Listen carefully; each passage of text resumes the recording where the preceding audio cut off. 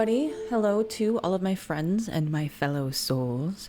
Today I would like to begin the channel here with a tarot reading on messages from the universe. So let me get started by lighting this candle here for us. I have not done this before, so of course I'm a bit nervous, but it's a holiday candle. We're still going to use it. It's a little past the holidays, but that's okay. It still smells really nice. I'm a little bit nervous, so if I get a little over talky, then please forgive me. And if anything strange happens, then we can blame it on the construction that is outside. I cannot close the window, unfortunately, because one of my cats is in the window, and she is very happy there, and I prefer not to disturb her. So, for you today, I have prepared 3 different tarot decks. The first one is going to be the Aleister Crowley deck.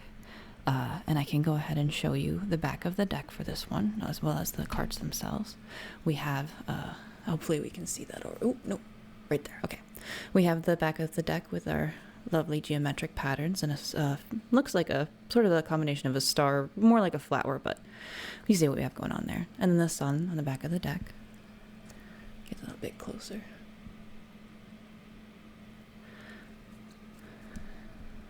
Then we have the Kawaii tarot, not the Kawaii tarot, it's just called Kawaii tarot.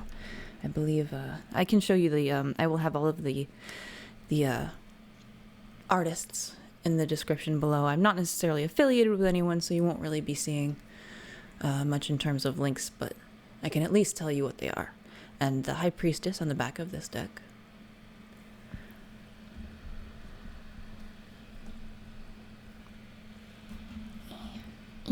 Oopsie. No worries. We're going to touch that one anyway. And then we have the Wanderer's Tarot with the back of the deck. And then the World. I've had to blur this, obviously, because of YouTube's policies, but we have the World on the back of the deck for this one. So these are going to be messages from the universe. We're going to start by using these tarot cards to sort of determine a situation, and then to get another line of what's going to be happening, what to look forward to, just general messages about what's coming, what's going on. I'll try to interpret as best as I can based off of what we see. So you can choose between any one of these 3 if you prefer to pick with crystals. I have 3 different agate slices for you. So this is the first one. Trying to get the angle right. We'll get it better as time goes on. But I hope that you're all doing well while I'm doing all of this. I know that it tends to be a meditative experience picking piles. The second is another agate slice. I like this one a lot. I like all of them a lot, actually. It's hard for me to choose. That's why I have all of them out. I have the other one in the background. And that's for, again, the first one was for the Aleister Crowley Tarot. This one's for the Kawaii Tarot. And we have one more on the Wanderer's Tarot. I like this one especially because it has, and I'm not sure if I can, maybe I can try to get the right angle. Yep, I got it. You can see the these little almost scales on it. It's quite pretty. It almost look like flower petals or scales. So I'm a big fan of that one as well. But please use your intuition or take a moment here to consider what you would like to pick for your pile, and I will light an incense, and then we can get started.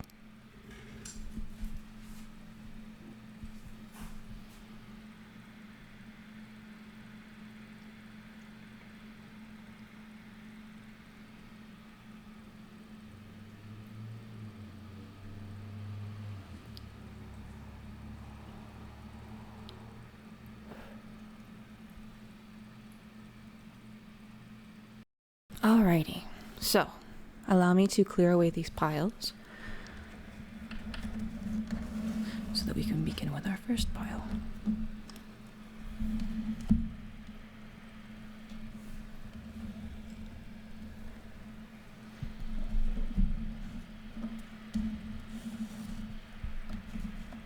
Okay. So.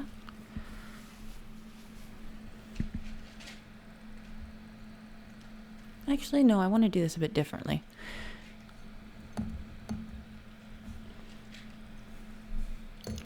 Now, I know not everyone likes the the preparation of the piles.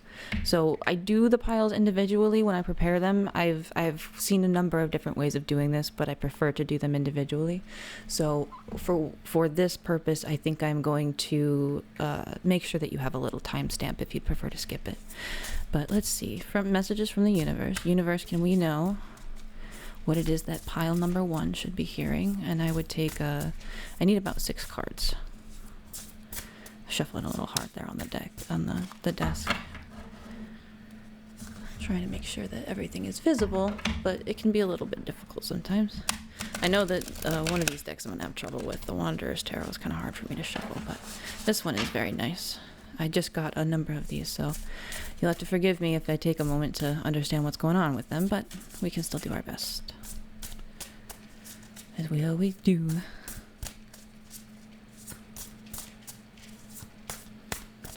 So, from the universe, from spirit itself, only the highest possible good. And we want stuff that's going to be, this one definitely seems like it's relevant here.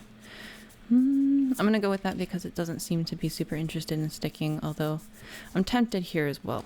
So we'll take these 3 as our previous situation, or the situation going on at the moment, and then messages here. Excellent, actually. There's one in the back, and here are 2. Although we do have a 3rd one there, which I may hold on to because these don't want to collapse nice. So we get a free one here for the end of this. And if I need any other confirmation or clarification, we can borrow it. I will put these over here for now. I also have a few other decks that I will be pulling from. There are 4 Oracle-style decks that I have set up. So we can go ahead and pull those now. I want to indicate how this is all working. So this one I think I'm going to put on the back because it felt like it came out last there. And this one I will set up like that so that we can organize these as everything comes out. I will be explaining to everyone at this point because I forgot to do it at the beginning, but I've made these myself. It's a little Oracle deck that I made. It's only 13 cards.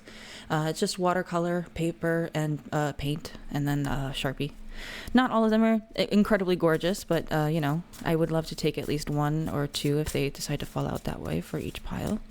And then we will continue with the other Oracle decks. And we'll take this one. Alrighty, moving on to the Mystical Shaman Pocket Oracle, which I quite like. This is an archetype deck. So if we could get any messages to continue along with the reading for pile number 1, the Aleister Crowley deck. I could have gotten that one, but now I'm not really as confident about it. They feel like they could use a good riffle here. This managing things this way means that I will be less likely to repeat cards as well. So if you are interested in more than one deck, you are welcome to take a look if you're called to. I would never tell you not to, but I also know from personal experience that I spent way too much time on tarot readings sometimes. So I find it a bit better to take your time, not get stuck in a loop, you know? You can get kind of caught in a loop of tarot readings and stuff like that. So taking time with the card meditation is quite nice, and I've personally found better results by taking that time to the extra time that I would have spent on other piles by taking it to basically just focus on this portion of the reading. So universe, we're going to need at least an archetype card, but maybe 2 for this pile number 1, to go along with. I guess we're going with 1 unless let's see, are we done? Okay, yeah, we're done. There we go. Put this away for the next people. I also have the Goddess Guidance Oracle deck, which is quite nice. I'm a big fan of this one. I have this already for everyone. And we will see if there are any, there's a number of figures, everything from Mary Magdalene to Aphrodite, so there's a number of different figures that you can see from a number of different religions. It doesn't necessarily differentiate against, or it doesn't, it's not, it includes a number of different religious figures and spiritual figures. So let's see what goddess guidance card or cards would like to come out for pile number 1. We already got one that was really, ladies, I'm going to need clearer. Yeah, there we go. And is there anything else for pile number 1? I know that we that feels pretty good. That feels good. That felt like a good ending shuffle there. And then finally, we have the, what is this one called? The Universe Has Your Back cards. These I was really tempted to not get. Give me just 1 second. I'm going to get a sip of my, bad timing, but I have a fruit punch in my mouth. This kind of, I get nervous with these things. I don't usually do a lot of talking. If you're familiar with me, you know that I do music, not necessarily a lot of talking online like this, so it makes me a bit nervous. But this is the Universe Has Your Back cards. I always trust the direction of the universe and know I'm being guided. I was like, I need one for me. All right, we're good. I'm supposed to do this. I have no choice. It is what it is. So for pile number 1, do we feel... Yeah, we're probably guided on that point for pile number 1. Messages from the universe. That one did feel pretty good. In fact, I'll just read this one here. I choose to learn through love. I didn't feel like I wanted to take it out through the whole thing, but that's a nice sign if people are sitting through this part with me, because this is probably going to be one of the longest parts. Okay. Oop, and there's one. Okay. So with that, again, construction sounds, they're going to happen. It is what it is. We're just going to have to deal with it to the best of our ability. So for pile number 1, we have prepared... Actually, let me make these a little bit prettier before I say we've prepared everything.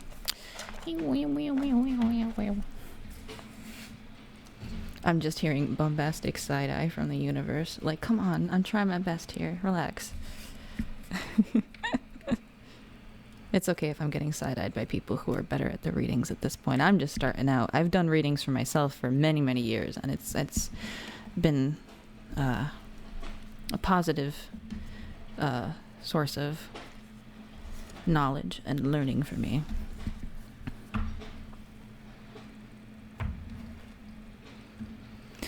So, with every pile, I'd like to begin. Actually, whatever. Alright, so, pile number 1, thank you for joining your reading here. I would like to begin by giving a small disclaimer. Number 1, there's going to be weird sounds in the background because someone's brought over a bobcat next door. Not the animal, whatever, it doesn't matter. They're doing construction next door basically. So I was unable to close the door because my beautiful cat is sitting in the window. If you missed that in the intro, she is going to take precedence here, unfortunately. So we will take those signs as confirmation, and if they bother you, perhaps it's not necessarily the reading for you. We'll try to weed out some things that way. But as always, I would like to remind everyone that readings should never be substituted for professional or medical advice. That these are not meant to diagnose, treat, or otherwise alleviate any sort of disorder, although I am I would say up to an associate's degree's worth of schooling in psychology. We are going to be looking at these as if they are mirroring things back to us rather than necessarily presuming that they're going to tell you if you are sick or need something in particular. I would always guide that way if I did see something along those lines, but they're not going to predict. I'm not here to predict your death, basically. So we'll just keep things as light as we can with our messages from the universe. So if you are in our pile picking portion, you know that we had 3 at the top, and then we had 3 at the bottom with an extra one that I've left on there. So let us go ahead and flip these. So we have the 10 of Wands. This is the Aleister Crowley deck, by the way, with Oppression. The High Priestess reversed. And the Princess of Wands. So this is, again, the situation that we are in at the moment. Then we're going to go ahead and pull out these bottom 3 cards for the future here. The 3 of Swords reversed. The Prince of Discs reversed, and the Hanged Man reversed. We also have this one last card. These aren't all gonna fit, are they? That's okay. You know what we'll do? Here's what we'll do. We'll kind of arrange these a little bit, and I'll put the these guys like this for now, so that we can still see them, Yeah. I know. It is what it is. Okay. Just trying my best here. Okay, that doesn't look too bad. So for the beginning of the situation, the Ten of Wands, the High Priestess reversed, and the Princess of Wands. The Princess, actually, I do want to take a look at the book for the Princess of Wands, because I know that should be the Page of Wands. But the Aleister Crowley deck specifically has a lot of very interesting, this is the book. It has a lot of very interesting information in it based off of his own. If you don't know, this is a very popular figure in circles that look into alchemy. Among many other things, people have gotten into magic and the likes as a result of him. Very, very, very, very famous and supposedly very powerful figure. But I was just personally interested in it because it looked beautiful and because I was quite curious about it. But he does have some pretty incredible concepts. So I would like to pull out the. I'm comfortable with these two. This one I'm less comfortable with because I haven't necessarily worked with these as well. So princesses represent the ultimate manifestation of the energy that is set in motion by the court cards. They represent the element of earth, always the one of the four that is of material things made manifest in the world. If you have been awaiting an outcome for a long time, the appearance of a princess in the reading can be a welcome sight indeed. However, Crowley writes of the great mystery that lies at the heart of the princess cards. For the princess appears and is married to the prince, and is then a queen upon her throne being courted by the knight. This cyclical dance is contradictory and has a profusion of symbols and ideas within it. Even Crowley does not believe it necessary to go into this in depth. Suffice it to say, it is impossible to harmonize the multitudinous fables or parables because each was invented to emphasize some formula that was regarded as imperative to serve some local or temporal purpose. So basically it was meant to, each it's not necessary to go into detail necessarily in his mind because, to my understanding, based off of what he said there, all of the fables were meant to represent a certain thread of these characters anyways, or these archetypes, if you will. So, the Princess of Wands represents the earthy part of fire. Like the peat on a fire, she is the fuel to it. This princess is shown with the plumes of justice streaming like flames from her brow. She is naked, which represents the fact that chemical action can only happen when the element is perfectly free to combine with its partner. She holds a wand crowned with the disk of the sun. She leaps in a surging flame, which is shaped like the letter Yod. This card may be said to represent the dance of the virgin priestess of the Lords of Fire, for she is in attendance upon the golden altar ornamented with ram's heads, symbolizing the fires of spring. She is brilliant and daring and creates her own beauty through her essential vigor. This character is incredibly attractive and draws people to her. In anger or love, she is sudden, violent, and implacable. I don't necessarily know how to pronounce every word of that. That's okay. Ambitious and aspiring. Implacable? Ambitious and aspiring, full of irrational enthusiasm, she never forgets an injury. She only shows patience in getting revenge. She can be domineering and burns bright. So, with all of these things in mind, it seems like there is, especially with the jump through here from the Ten of Wands to the Princess of Wands and all the fire energy that we have going on in here, it does appear like there is, the first I would assume would be something of a burden going on at the moment, because the oppression card, and it may be a burden in the environment, it may be you are under a lot of pressure at the moment, it may be that you are putting a lot of pressure on other people at the moment without even realizing that you are. But there is something going on here in terms of, it's almost as if, with the way that she's pointing here and having a bow here, it's almost as if she's the one casting these wands down, and all of these arrows and things like that. It's almost as if there is a dropping of these burdens onto other people, but that could be something that's happening to you, or perhaps something that we are not. I would hope that everyone's in a high enough vibration reading this to not necessarily be dropping your burdens on everybody else. Remember, you can, what's that, the end of the Lord song? The the one where she's on the beach with the 3 different versions of her from her other albums. That's what I'm thinking of here, where it's like, your emotional baggage can be picked up at carousel number 2. Please be sure it doesn't fall onto anyone you love, type thing. That's what I'm thinking of when I see these particular cards together. So there's definitely something that's being blocked here in terms of an intuition thing, in terms of perhaps an awareness of spirituality. Perhaps you just don't like tarot readings because you think they're either stupid, or if you think that they're like the devil's work. I took the crucifix off of this, but I have a rosary bead right here. I promise you, me and Jesus call each other like all the time. We're good. So you don't have to worry about any kind of devil worship going on in here. Everyone's friends here.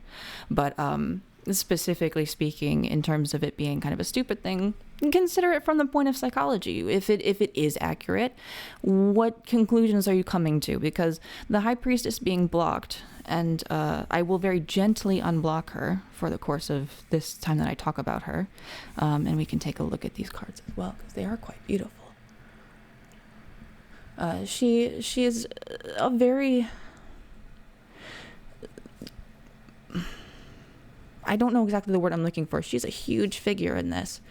But in the tarot, she represents inner knowing, wisdom, and often things that you aren't even meant to know yet. So I'm going to go ahead and turn her back upside down because she's getting a little big up there. But I think in the reverse, it tends to be more towards just not necessarily engaging with certain things, specifically intuition-based things. Like it's the calling card of a missed intuition. So in this case, I wonder if you yourself are not listening to certain calls from the universe to try to listen to your intuition better. Speaking of which, I'm gonna make sure my video is still even rolling. No, we're good. Okay, I don't know if that was my call then. Good. It's always good to check to see if it's your call too when you're the reader. So moving on to these cards, I think I'm going to keep them in a similar place. We will move these guys over here because they are going to be a part of the past, although they might be a part of the present situation. I think I can arrange them like that. And then we can get these guys sorted in here too. Yep. We're still okay. I have to overlap them a little bit. And then we've got our Prince of Pentacles or discs upside down. All of these are upside down except for the Princess of Cups. The good thing is the Princess of Cups, or the Page of Cups, is a very good message card. She's here. The universe is here to bring you something. And I think the universe in this case, or whatever's happening in this case, or perhaps this could be you, there's an element here of something being very free, just carrying, we've got a little turtle in here that she has in her bowl. She's even taken the turtle on a ride with her, and the swan and the dolphins. She's very, very free, and she is just dropping off these diamonds. She is just dropping them. Like she could not care less. She is having a good old time with the turtle and the swan and the dolphin. She's with her bros. She's with her girls, and she's just dropping these diamonds everywhere. So I'm very excited to see what is in these oracle cards for you once we get there. I have these off to the side to see what specific advice ends up coming through. So I'm going to go ahead and put that there. But it seems like in the future, if we look at these cards, man, I'm doing a bad job of organizing them. I wish I had done better, but that's okay. I would like to put these together more like this because I feel like this has more to do with the situation. We can just cover them with the next one. Okay. So specifically what I'm seeing here is not all of these upside down cards are inherently negative, I should say. I hate to read upside down cards as inherently negative. It tends to be kind of unfortunate. With the Three of Swords, sorrow in reverse, that means that whatever is happening here in terms of this oppression thing, it whatever is burdening you, or whatever about people in your environment that you feel like you may be putting a burden on, even this could even be the pile for people who believe that they're putting a burden on other people but are not, because this Prince of Discs in reverse, this Prince of Pentacles in reverse, is so slow, in my opinion. He's not even going anywhere. Like, imagine him being like upside down in this carriage with the bull, and say he has the magical power to handle it, but he's probably going like at an ant's pace. Like, he's probably the reason that the turtle had to jump off with the Princess of Cups and then go hang out with her on her ride, because he was probably going too slow even for the turtle, honestly speaking, including perhaps, you know, the way that the reading is going. But that's maybe sometimes just my own personal insecurities about the situation. We'll see. Sometimes long readings can be nice. 1 second here, I'll get a sip of my drink. But whatever it is that was dropped, whatever swords that were dropped in this situation, or these stabs and these arrows that were thrown down, they will be removing soon. When we have the Three of Swords in reverse, it's often a representation of the swords actually falling away from the wound and opening up, allowing it to heal. Upright, the Three of Swords is much more about heartbreak and sorrow, among many other things. We also, I believe that's the image for Saturn, if I'm not mistaken, in Libra. I'm not 100% sure about the Saturn one. We can go over that. We have Sagittarius there as well. We can go over that at some point here. I'm not necessarily looking into the astrological symbols at the moment, because I feel like I'd get a bit off topic. I tend to get a teensy bit rambly with some of these, but whatever it is that has been somehow blocked to you, whatever you've been worried about or overwhelmed by, or whatever it is that you may have been doing to contribute to the situation, which I say in the greatest love, sometimes we do repeat patterns that we know we're not supposed to be repeating, and I'm not here to judge you for any of that. And every addiction or every pattern has its own end date, and your relationship with your own patterns are your own relationships with those patterns. I'm not here to tell you what to do or when to do it. But we can sometimes hold on to the swords. We can sometimes like accidentally be like, what's that meme where it's like, I don't remember exactly what it was. It was basically about how you're not supposed to remove a knife from a stab wound if you get a stab wound. And again, this is not necessarily medical advice, but we should at least know it. Like, if you get stabbed by something deeply enough, you're not supposed to remove it. You're supposed to call medical help immediately, because if you remove it, then bleeding can begin.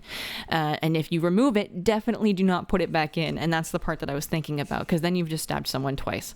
And then you just stab them again if you do that. So one of the nicest things to consider in this situation is the swords may just be falling out, or in this case it could be doubled down if you really are constantly driving that metaphorical knife back in, or if you are by any chance doing any kind of self-harm. I highly recommend that you try to speak to someone about these things, because a professional would give you much better advice than a tarot reader would.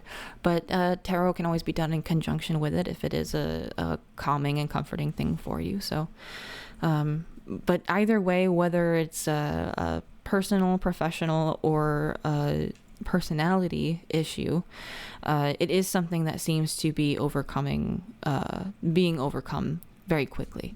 If we look at all these diamonds and things like that, it's almost as if the Prince of Discs didn't see him because he's too busy being very slow at certain things. Like, there's a drivenness to the Prince of Discs where he moves slowly, but once he gets there, he strikes, because there's a lot of Taurus elements in this card. It's slow, but once he gets there, he knows what he's doing. He's got an entire globe in his hands.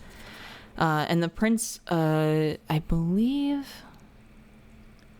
I'm not 100% sure about the princes in the... I think the prince takes the point of the... Actually, no, I might have been doing that the wrong way this whole time. No, they've got a knight. Never mind. I was thinking about the prince as being the knight for some reason. Well, either way, the King of Pentacles in reverse is that's going to be a very, very slow energy. The prince would be representing the king. So this is another cyclical situation like they had with the Princess of Cups. So this is the King of Pentacles, unfortunately, in the reverse. And that leads me again to my other point that I was actually going towards, which is this feels like a work situation for some reason. I know that there's a lot of fire and stuff like that, but there's definitely at least a work situation in here that is oppressive, basically. And I don't think it would be...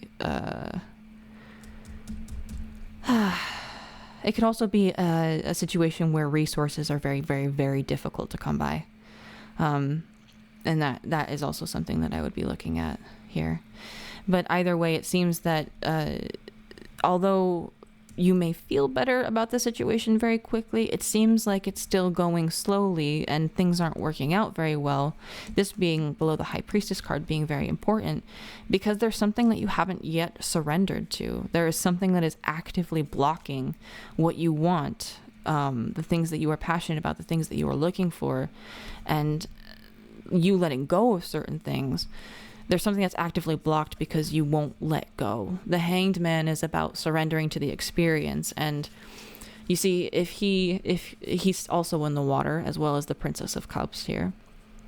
So upside down, it's like he's trying to reach up to her, and he's gone like up into space pretty much at this point. Or he's suspended the same way that the King of Pentacles is, even, where he's all kinds of upside down. He's not really hung anymore. He's just standing on the Ankh, which is the symbol of life and rebirth. And he's got the snake around his leg looking at the Ankh like, hey, shouldn't we do something about this? I'm thinking like Navi in the Legend of Zelda games. Sorry, I was about to say Lord of the Rings. But maybe that's useful for somebody. Maybe like Merry and Pippin, like, hey, what's with this weird thing? But like this snake that's supposed to represent this connection and looking up towards it in a way that allows for the Hanged Man to learn everything that he needs to know, learn with both hands, with both feet, and with his head, with his whole being, to surrender to experiences and learn things so that he can eventually be as graceful as the Princess of Cups, who's just letting all of these beautiful things flow. At the moment, it's being denied, and it's done in more of like a standing up on top of this sort of a way. So there may be something in your life that is, whether it's a boss, for example, or if it's some kind of a love interest or a figure in your life that is almost mythic to you in a way. There's something about it that is somewhat unpleasant, and you're not necessarily surrendering to something in your life. And I'm looking to the Oracle cards to tell us more about what that is. So I think I will go ahead and move us over to that. Basically, though, I would say messages from the universe from this portion alone would be that things are going to be released soon. But you are making things a lot slower for yourself. And it may be your own slowness and perhaps presuming too much about certain situations without surrendering to them and actually learning from them. The Hanged Man is I must stress how much of a learning card the Hanged Man is. So I will go ahead and turn the Hanged Man up for you, because that is a quite nice one, especially with the water and everything like that, because there's just a suspension of it. It's just, he's relaxing in the water and he's learning a whole lot. He's basically asleep at that point. So we'll go ahead and we'll move these over to the side for now. And I will put the Princess of Cups on top so that we can see what all of the diamonds the universe brought you are. So starting with, let's see here. I think I will start with the Universe Has Your Back cards here. We have 3 actually. I choose to learn through love. Interestingly enough, that was one that actually popped up during the beginning, during the pile preparation for this, which is quite funny. And then we have, I am the loving energy of the universe. And if you can see here, we've got the little diamonds looking like they're let me move my plant a little bit. The little diamonds looking like they are just jumping off onto this particular and again, this, I believe, is not the Queen of Cups, but just the Page of Cups, technically. But from the Page of Cups over to this loving energy of the universe, it's just a constant cycle is the thing. If you know how the universe works, if you're talking about the highest possible form of the universe or just spirit itself, it is literally everything. It's this candle, it's this rosary, it's this little crystal, it's every single page. It's my fruit punch, which I'm going to sip on again. Thank you, universe, for my fruit punch. It's the best. So it's constantly abundant is the thing. There was a theme of lack of abundance, and now you have a whole lot of abundance imagery here already. Let's read this one. True healing occurs when I give myself permission to feel whatever feelings live below the triggers. So there's definitely, I feel like there's definitely a more of a symbol of someone who's kind of shooting themselves in the foot here. And I hate to say that because I have done that so many times, and I have a lot of empathy for those sorts of situations.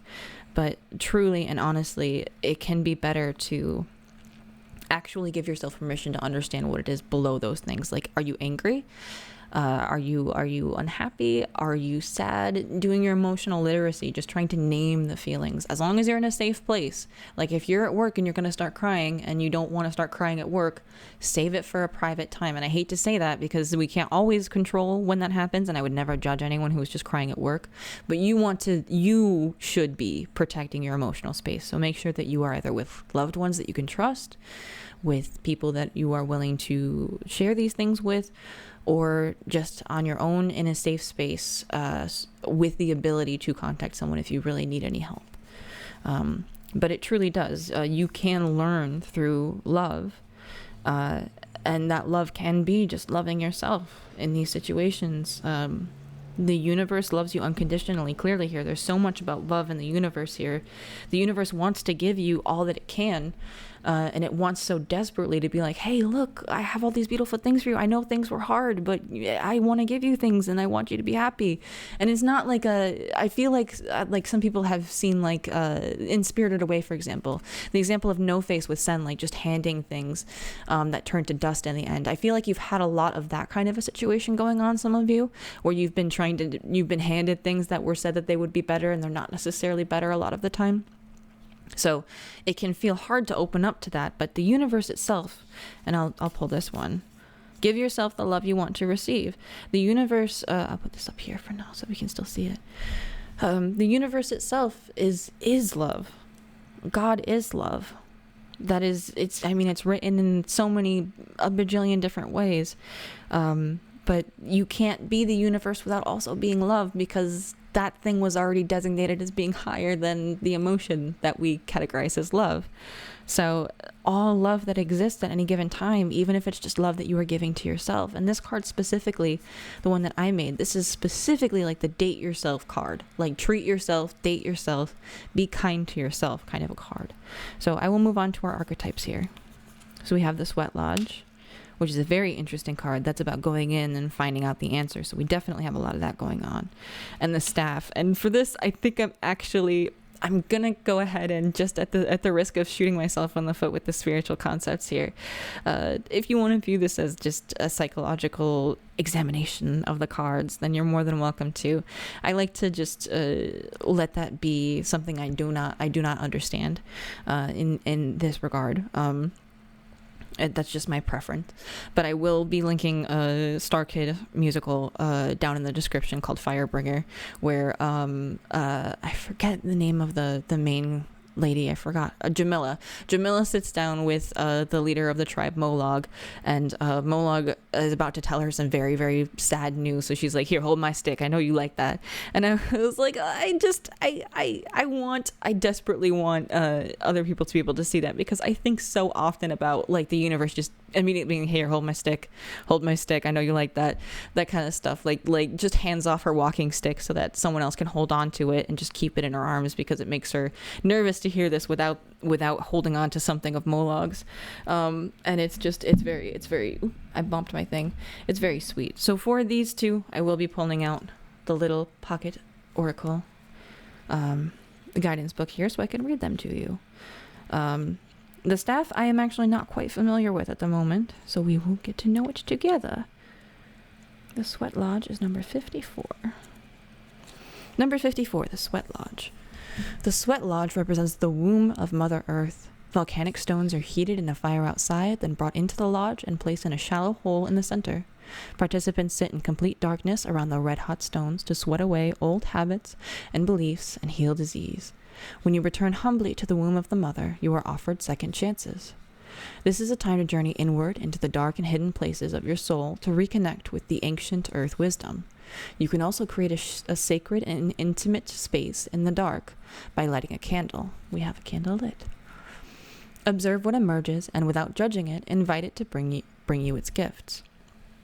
You are being offered an opportunity to shed and heal from the aspects of your life you have outgrown. Do not worry that you will be consumed by the process. The medicine is life is offering you a second chance. Take it, since this chance may not come your way again for a while. Mother Earth is calling you into her womb and inviting you to incubate as long as needed for a spiritual rebirth. This is a good pile for the people who would associate themselves as being earth angels. I'm hearing, that's a new age term or spiritual term. Either way, term to refer to people who are meant to help basically heal the earth as much as it can be healed with all of the things that are going on.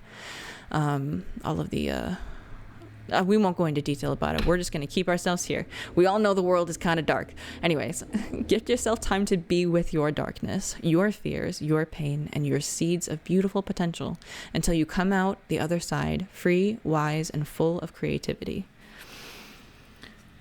So that's definitely an invitation for you to go inwards and to begin looking at some of these things. When you go beneath the surface, you can always walk in nature, I'm hearing, definitely.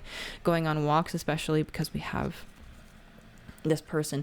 And this disc also reminds me quite a bit of what we had going on with the Prince of Discs, because we have that circular concept, except this time it's the proper resolution where you turn that upwards and you take those slow steps into the King of Pentacles upright would be not a terrible example for Mother Earth, just endlessly abundant and caring for that abundance in its own way.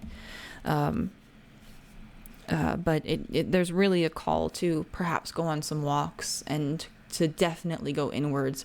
It doesn't even seem like it's that dark of a situation. Maybe that darkness just refers to other people not necessarily noticing, even though you do have a positive experience within that sweat lodge. But do keep in mind, always take water with you and stuff like that, because if you're going into an actual sweat lodge, if you're going into like the sweat room or what have you, which I think is what this is referring to, if you're going into that sort of a situation, speaking of which, I'll take a sippy. Going into that kind of a situation, you want to make sure you're well hydrated. If you're going into like a steam room, or a sauna is the word I was looking for. Thank you. I'm sure somebody said it. I heard it from like across the world. I don't know. Screw me. Let's see here. So screw my skull back in, more like. All right, let's see. Stretch my neck a bit. The staff. The staff is the symbol of authority. It holds the power to temper extremes. The staff helps you find the right course of action, the way of the middle, and aids you to maintain your balance after you begin walking in that direction. Moses carried a serpent staff through the desert, and with it he could summon the power of nature to heal or call plagues. The staff reminds you of the impermanence of all things, and that your authority must come from your deep longing to serve. That's especially relevant with the entire concept of Firebringer. I highly recommend that if you are interested in this reading, you take a look at that. I'll link it down in the description below. I don't know how many tarot readings are going to reference Star Kid musicals, but it is the way that it is. I'm sure some people have. I know that Iso Tarot maybe would be one that would have done that. I really love her work, or their work. I'm not exactly sure of everyone's pronouns because I never actually, that's not usually listed. I am they, them, if anyone is curious. But the invitation for the staff. You know how to flow easily between polarities, how to weigh all possibilities and instinctively select the right path. Trust your inner wisdom and take the first step on a journey that your heart has already embarked on. Use the power of the staff to untie what appears to be divided, to find that delicate balance between will and surrender. Again, harking back to the Hanged Man, which is a combination of will and surrender. He's chosen to be there. But you can't just be thrown into it. You must choose to be there. And you cannot choose to be there by trying to jump into the role of the Princess of Cups, because she has done this so many times at this point that she's been in that Hanged Man situation enough to know, just to be one step behind the Queen of Cups and to know exactly how she's going to be handling those moments of surrender. So she has the ability to invoke that willpower. And the medicine of the staff. You are caught in the You are caught in the delicate balance between opposing forces, between masculine and feminine. Interesting. We have the King of Pentacles and the High Priestess. Between action and non-action. Use this to your advantage. And the action and non-action would certainly be those blocked cards and all the things that we wouldn't do, along with the princess and the 10 of wands. This could also be the card of you. This could also be the deck of people who just don't really like what I'm doing right now. And if you don't, why are you even listening? I always like to take a little break to do that, because, you know, maybe you can take a break to get some water too. Who knows? But if you do like it. But if you're frustrated with the reading, then walk away from the reading. Moses could heal or call plagues. Like, please, if I'm a plague and you're calling me, and then get me the hell out of here. Anyways, use this to your advantage, as there can be no day without night, no low without high, no wrong without right. This is the time to take corrective action, beginning with your beliefs about what needs to be fixed or repaired. Let destiny take its course, nudging it slightly along. Yeah, I'm only here to give nudges anyway, so that's not necessarily. I'm not obligated to be perfect here, and I have to remind myself of that. Always trying to get my head back in the right place with this. So, yeah, after reading those, there's definitely a whole lot about there. It seems like there's just been a lot of pressure, and instead of accepting that the pressure may be something that you can solve, it seems like you've been avoiding going within to see whatever it is that is down there. And I always recommend being careful, but you can go through these things by learning through love. You can go through these things without harming yourself, without harming anyone else, just by being kind to yourself. And now we are going to go ahead and pull out these goddess cards. We have Kali. I love Kali. Kali can be scary because in this image, she's much more of like a mother Kali with or even like a transcendent Kali, the universe here. She is from, I believe, Hindu mythology, but I love her. She is an excellent figure for change and renewal. She carries around, she's known for cutting people's heads off, basically, in a lot of her imagery. But she's also known as a mother to many people as well. Like my tamagotchi was just calling me, and it reminds me of that. What do we need? Are we hungry? Nope. I'm sorry, but you are gonna have to get yelled at. I'm sorry, little guy. I'm sorry. He's calling for my attention for no reason. Let's see here. So endings and beginnings. Kali, of course, is often, she's known for cutting people's heads off because she's often shown with a number of different weapons, as well as someone's head in her hands. There's a lot of mythology about her if you are curious about her, and she comes up again. I highly recommend looking into that. I don't usually take a lot of time to go into the folklore and mythology, but if people are interested, I can do my best to do that. I will be reading from the book for this, though, which is why I'm not necessarily going to be reading, because I can let the card speak for itself at that point. But it says, Kali, endings and beginnings. The old must be released so that the new can enter.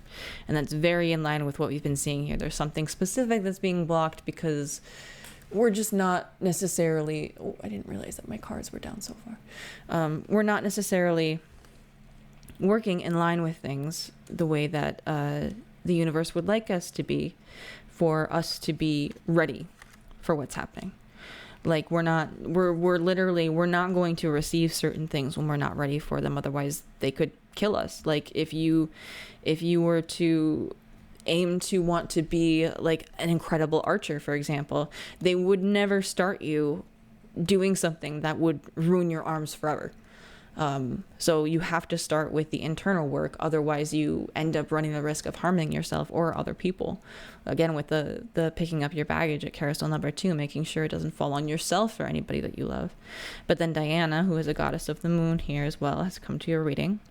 She says, keep your unwavering thoughts, feelings, and actions focused on your target, and you will make your mark.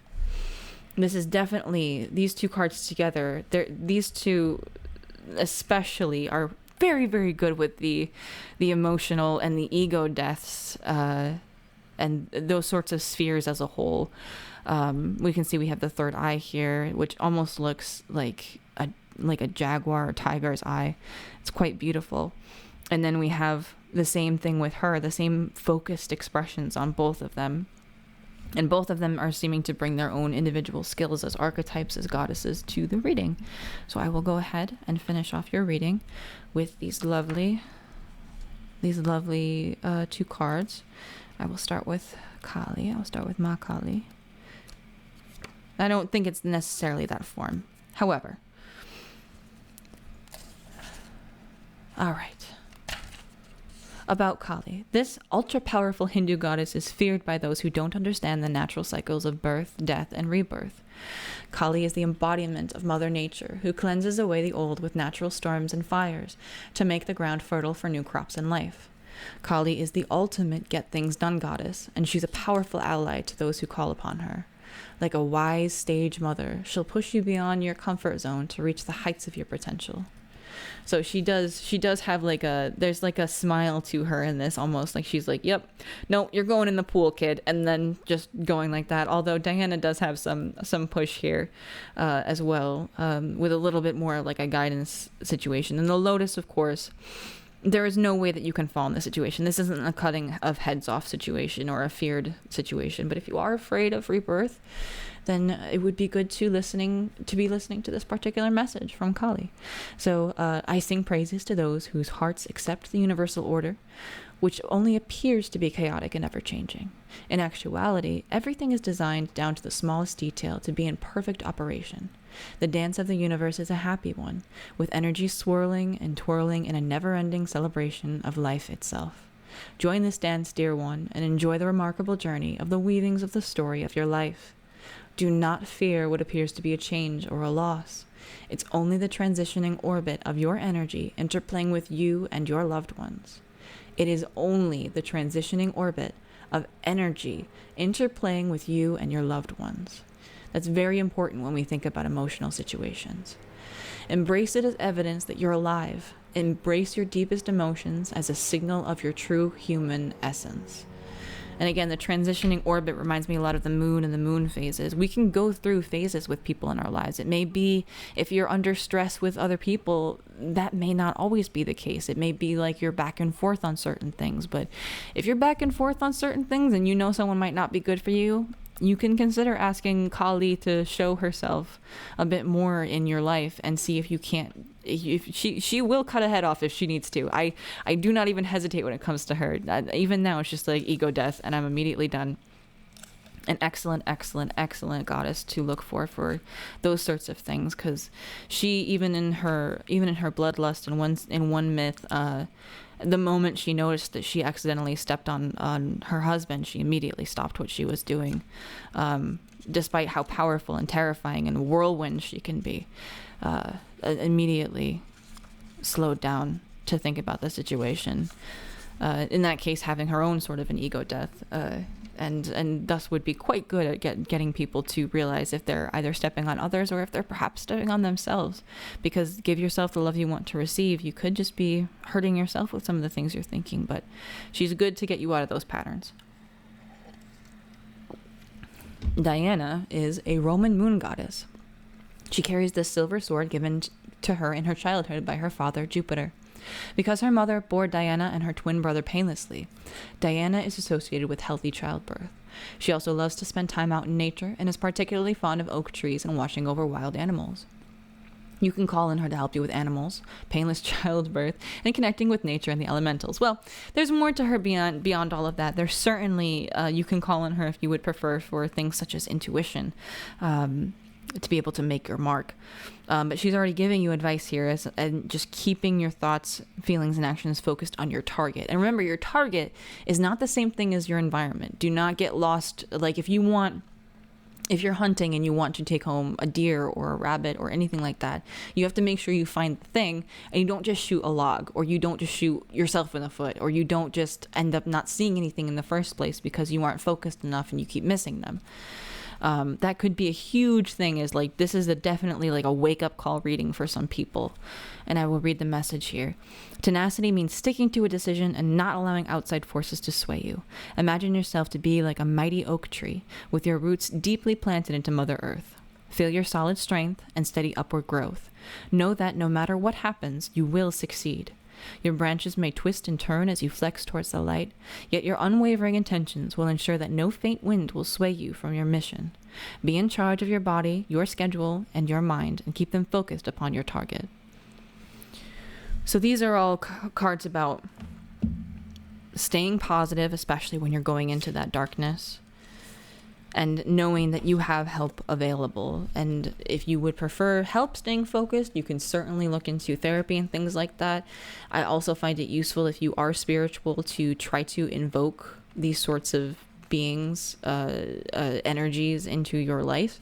Depending on how you view that, tapping the rosary here, that may not be for you, but I would not necessarily ask that you judge anybody else for deciding to. Because how we interact with these archetypes and these stories at the end of the day is how we will learn from them. And if we choose to learn through love, then we can also learn through loving these sorts of figures as well. There is no part of them that would not be a part of the greater God anyway, so it would be pretty much fair at the end of the day, wouldn't it? Anyways, so essentially, I think we will end up leaving the reading about here, with the knowledge that you can go forth caring for your own self here, giving yourself a lot of love. Remember, you are the loving energy of the universe. It's all connected in a very meaningful way. I'm hearing, it's all connected, we're all together in this love, from Tetris. I love that song, and I highly recommend you look at that. Actually, I'll link that one too, along with Firebringer. So remember to go down into that description and take a look, see if you do want to see Firebringer and all these other things. If you want to take Molong's stick with you as well emotionally, you can as well, I'm sure. And remember that if you go down into that deep place, you will be supported by many people. And especially interesting, I'm just now realizing with Diana and the Sweat Lodge, the painless childbirth, I was surprised, because at the end they repeated the same 3 things that were in the description there, but they were just trying to do a little ending blurb there, a summary, if you will. But she can definitely make this a lot less painful, and I think that that's a big portion of this lotus as well, blooming out here in this huge galaxy with the eclipse and all that beautiful stuff. All of these very, very powerful symbols and images. But these people are here to protect in this situation. These archetypes are here to protect in this instance. So you may call upon any figures that you find are for your highest benefit in order to bring about the change that you would need to go through here. And I hope that by the end of it, you are like this Princess of Cups, and you can throw your diamonds around wherever you so well please, and that you've mastered this Hanged Man situation. Stay. Don't be sad. No, not allowed. You're allowed to be sad, actually. I should say you should be allowed to feel your own sorrow if you haven't felt it, because this is not necessarily the same as the ones that I've seen. There needs to be a fairness to the situation. Just make sure you don't stab yourself again. That's all I'll say. If you already removed the knife, then there's no need to put it back in, basically. And I will leave you with this for the time being, and then we will move on to pile number 2. Thank you very much for listening to this reading. This is my first ever reading, and I went much further than I intended to go. I'm looking over at my recording here, and we are already like an hour and 15 minutes in, so this is going to be a long day. But I'm going to do my best, and I'm going to see how far I can go with these. The other readings might be a little bit shorter, depending on how this all works out. But I'm very, very excited to see what people think of all of this. I haven't done this kind of a thing. I'm more than happy to offer personal readings at the time. I do have them available. In fact, I'm going to be keeping most of these cards so we do not have repeats, like I had said, and keep the energy clear. I do have personal readings available in the description, or if you'd like to leave me a tip, I have a coffee available for that. I know that it's a bit of an ask on a brand new tarot reading channel, but I just wanted to make it available in case someone really found that it connected with them. We have different timings allowed, and obviously I'll probably go over the times that are there, so you can do whatever is within your budget if you so choose to. But everything is available on coffee.com/ashtarot, and that's TAR with a 0 and no T, just the 0. It should be the link in the description. So all right, I will leave you there for the time being, pile number 1. I hope that you are feeling all right. I hope that if you are not feeling all right, you have a lot of people around to help support you and to give you the things that you might need in this time. And I wish you only the best. And thank you so much for listening to the reading. Bye-bye for now. Alrighty. Pile number 2. This is your pile preparation moment. As with pile number 1, if you picked this agate and the Kawaii tarot. Excuse me. We have had a unseasonably warm day here. It's winter for us. If you're in the southern hemisphere, I'm sure it's a lovely day for you. But the High Priestess on the back. I love these little cards. It's not quite the same as the Kawaii tarot that you've probably seen before, but this is just Kawaii tarot and Kawaii tarot. I'm hearing something silly. I don't think I would have the ability to explain it right now, though. It's just I'm sure that there's too many things that have been associated, just cute little things that have been associated with the name. There are 2 tarot decks that do have the name of the Kawaii Tarot, though, and this one is the one that I chose because I liked this one a little bit better. It was a little bit more informative on the images, and we have strength on the back of the deck here. So the first pile went a little longer than I intended it to be, so these ones might be a little bit shorter. I'm hoping to keep them a little bit shorter and to maybe start setting timers. But for pile number 2, from the universe and spirit and the highest possible good of pile number 2 and anyone who comes here, I'm going to need... Whoop! Oh, that's a nice one. Well, we're doing the pile prep, so I'm going to leave it like that for the time being. Although I will put it on top. Because, ooh. Okay, you're going to need to actually fall out of my hand, though, if you're going to be acting like that. Spirit and the highest possible good of pile number 2. The highest possible good. All right. And make sure that these are the right. Because they fell out like this. And then set them up so that they can be pulled like that. Okay. Because not everyone likes to see the pile prep. That will probably be the longest reading, the previous one, the pile prep and everything like that I do for a while. Because I was taking well, I shouldn't say pile prep, because honestly, it could take a little bit. I don't even know if I'm allowed to upload a video this long. Alright. And then let's see the future and any advice from the universe. Okay. I need one more for advice from the universe. Are we only doing 2? Can we get one more? I guess we got one more. Alright. And I will keep this on hand in case I need more clarification. I don't think I will pull for clarification, most likely. But it can be nice to have on hand anyway. I put him over there last time, but I don't want to do that this time. I want to be a little more organized. All right, and I'm going to pull from the I keep saying guidance. Dang, the Goddess Guidance Oracle deck. Go into my professional voice and make sure that I didn't. Any goddesses or spiritual figures that would like to come into pile number 2's reading here. These do feel nice. I think we will go with these. And I even got like a little knockout side. Or maybe it was I'm listening to some lo-fi at the same time. Are we all done here, or do we want any more? Ooh. Sure, I'll take 3. It might be a little bit longer that way, but hopefully we can move through the tarot quite quickly. Set these aside for the next. Again, we're not necessarily repeating anything here. We're just, oops, bumped my microphone. We're just leaving the cards out as they go. So if you are drawn to more than one pile, please feel free to be drawn to more than one pile, but recognize, oop, there's one of these. This is the mystical shaman oracle. If you do feel drawn to more than one, then please, by all means, just make sure that you're using your time appropriately. And sometimes just being a part of the pile picking can make you feel a little bit better about the way that a message goes, because you will eventually learn to hone your intuition a bit better as time goes on.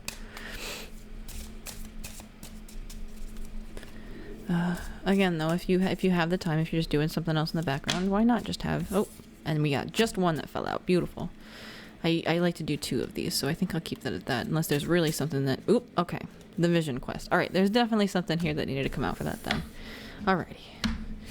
So we've got those 3 cards. I will be pulling from...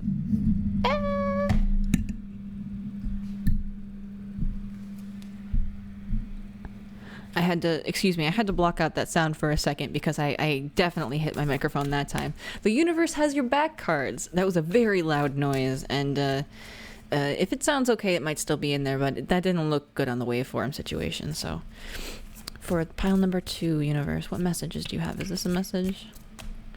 We'll see, because I know that they can come back out for sure if they need to. Ooh, that definitely feels like one. Okay, and I'll take up to 3 of these. But since we're throwing them all over the place, you might as well just drop them on the table, universe, you know? I know it can't always happen like that, but it do be like that sometimes. So it would be useful. I'll take this one, and then I will take this one here. I'll do one more shuffle just in case. Nah, we're definitely good. I'm being tested. And try not to hit this so much all the time, even though it's inevitable. I will do my best. I can have a slightly better organization. And these are my own little tarot cards, or oracle cards, that I've created out of just watercolor and some permanent marker. So universe, if I could get a message for pile number 2. And then put this over here. You can hear there's a couple kids outside. I really like this neighborhood that we live in. It's very cute and it's very sweet, and there's lots of little families around everywhere, so I can see everybody living their lives, and not in a creepy way or anything like that, but just to have people around that are doing things and not necessarily sort of in a people watching way, but not necessarily. I find it hard to describe. It's just it makes me happy to hear like kids laughing and stuff like that. It's just good vibes all around, so it's very, very nice. All right, so with our cards selected, I will go ahead and move us on over to the reading itself, so you will be able to see that.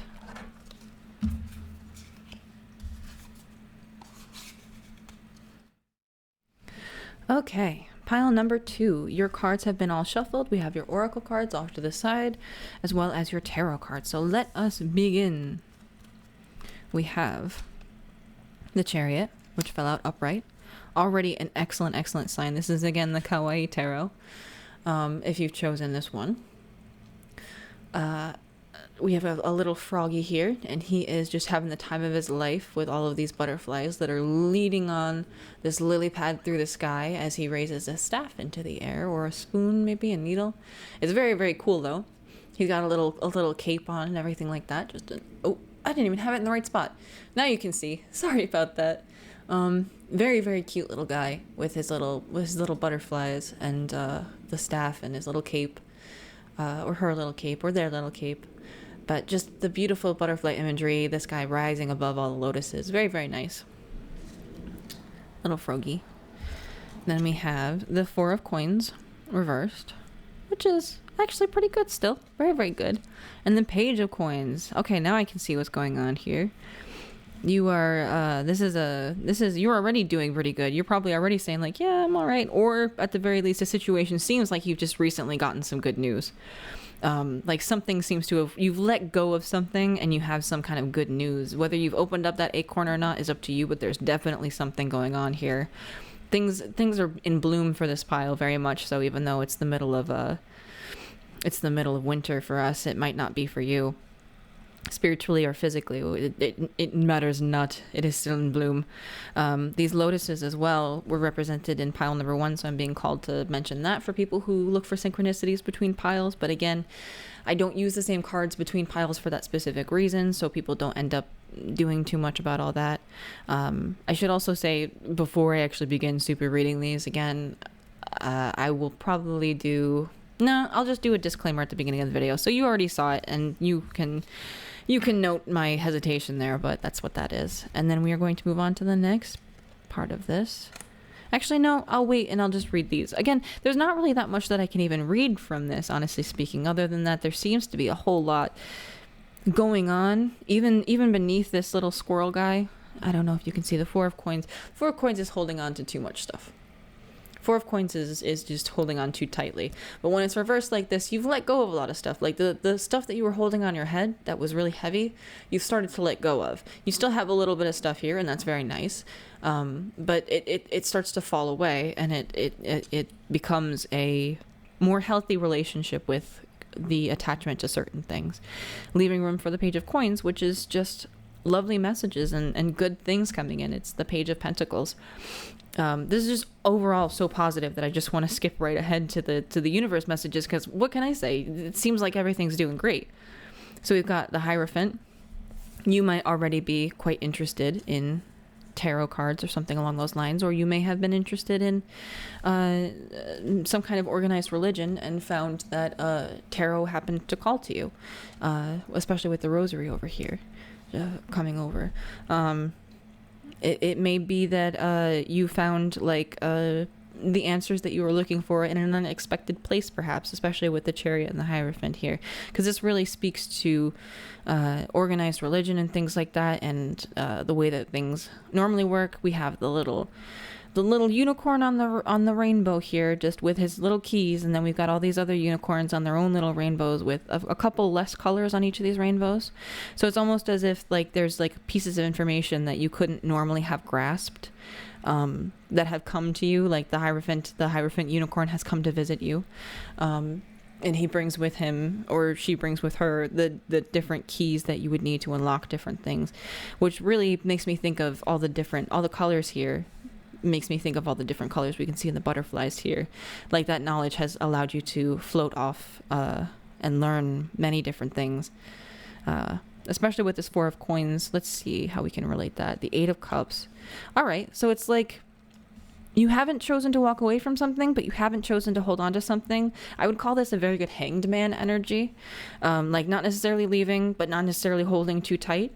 So it could be, again, this would be a really nice pile if someone came back after pile number one or returned later, because we were having some issues back there of just holding on too tightly to certain things, like not really surrendering to certain situations.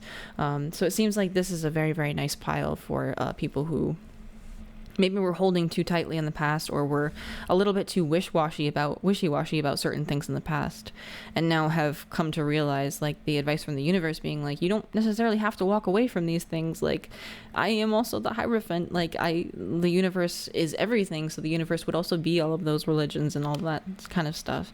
And then the Seven of Cups with the Page of Coins, that's even nicer. The Seven of Cups refers to, it's very similar to like a wish card, but it's also a very imagination card. Like look how much stuff he's holding on to. Like that's a lot of stuff. Like yeah, he's got the arms for it, but he doesn't have any arms free to answer a phone or anything like that. And we've got all of these little lanterns and stuff like that as well in the background. I'll pull this up so that you can see it a bit better. There we go. You've got all these little lanterns and things like that. Or I guess those would be the cups, huh? But they look like lanterns to me because the bubbles and everything like that. But he's got all these different cups and all these different things. He can't even hold on to all the cups at this point, which is quite nice in some circumstances. But the Page of Coins shows us that something has been chosen here that is actually very, very good. So if you've just recently chosen something, or if you've just been given a piece of advice, it could be actually very influential to you. It could be something that you've chosen above other things, and to a very positive effect with the Chariot here. Again, with this back and forth of the Four of Coins saying don't hold on too tight, and the Eight of Cups saying don't let go, it seems like you've achieved a sort of balance here, which is quite meaningful, and is allowing you to succeed, to learn more, as if you've been given some sort of a piece of knowledge that's very helpful to you, as well as the Page of Coins just being a nice thing. Like it's a positive, uplifting message or something along those lines. So if that doesn't necessarily resonate with you, I would maybe choose another pile. But if it does, then congratulations. I mean, I'd love to know what it is. If you can let me know, if you are curious and you're willing to share such information. Obviously, don't share too much personal information in the comments ever.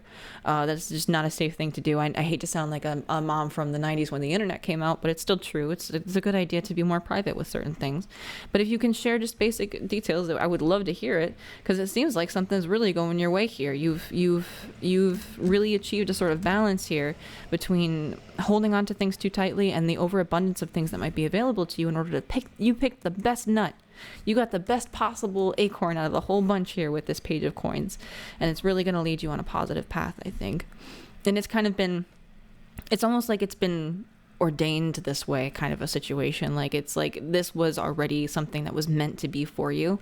It just had to be like, you needed to have the perfect balance between the two things, especially with the coins and the cups. Like we have 2 cups and 2 coins here, and they're almost like balancing each other out a little bit in this way. Like the 8 of cups, maybe the 7 of cups is the behavior that you left behind, maybe trying to hold on to too many things at once, like trying to put like a what are those, bugles, put a chip on each finger, and then you can't even check your phone if you get a notification, type stuff like that.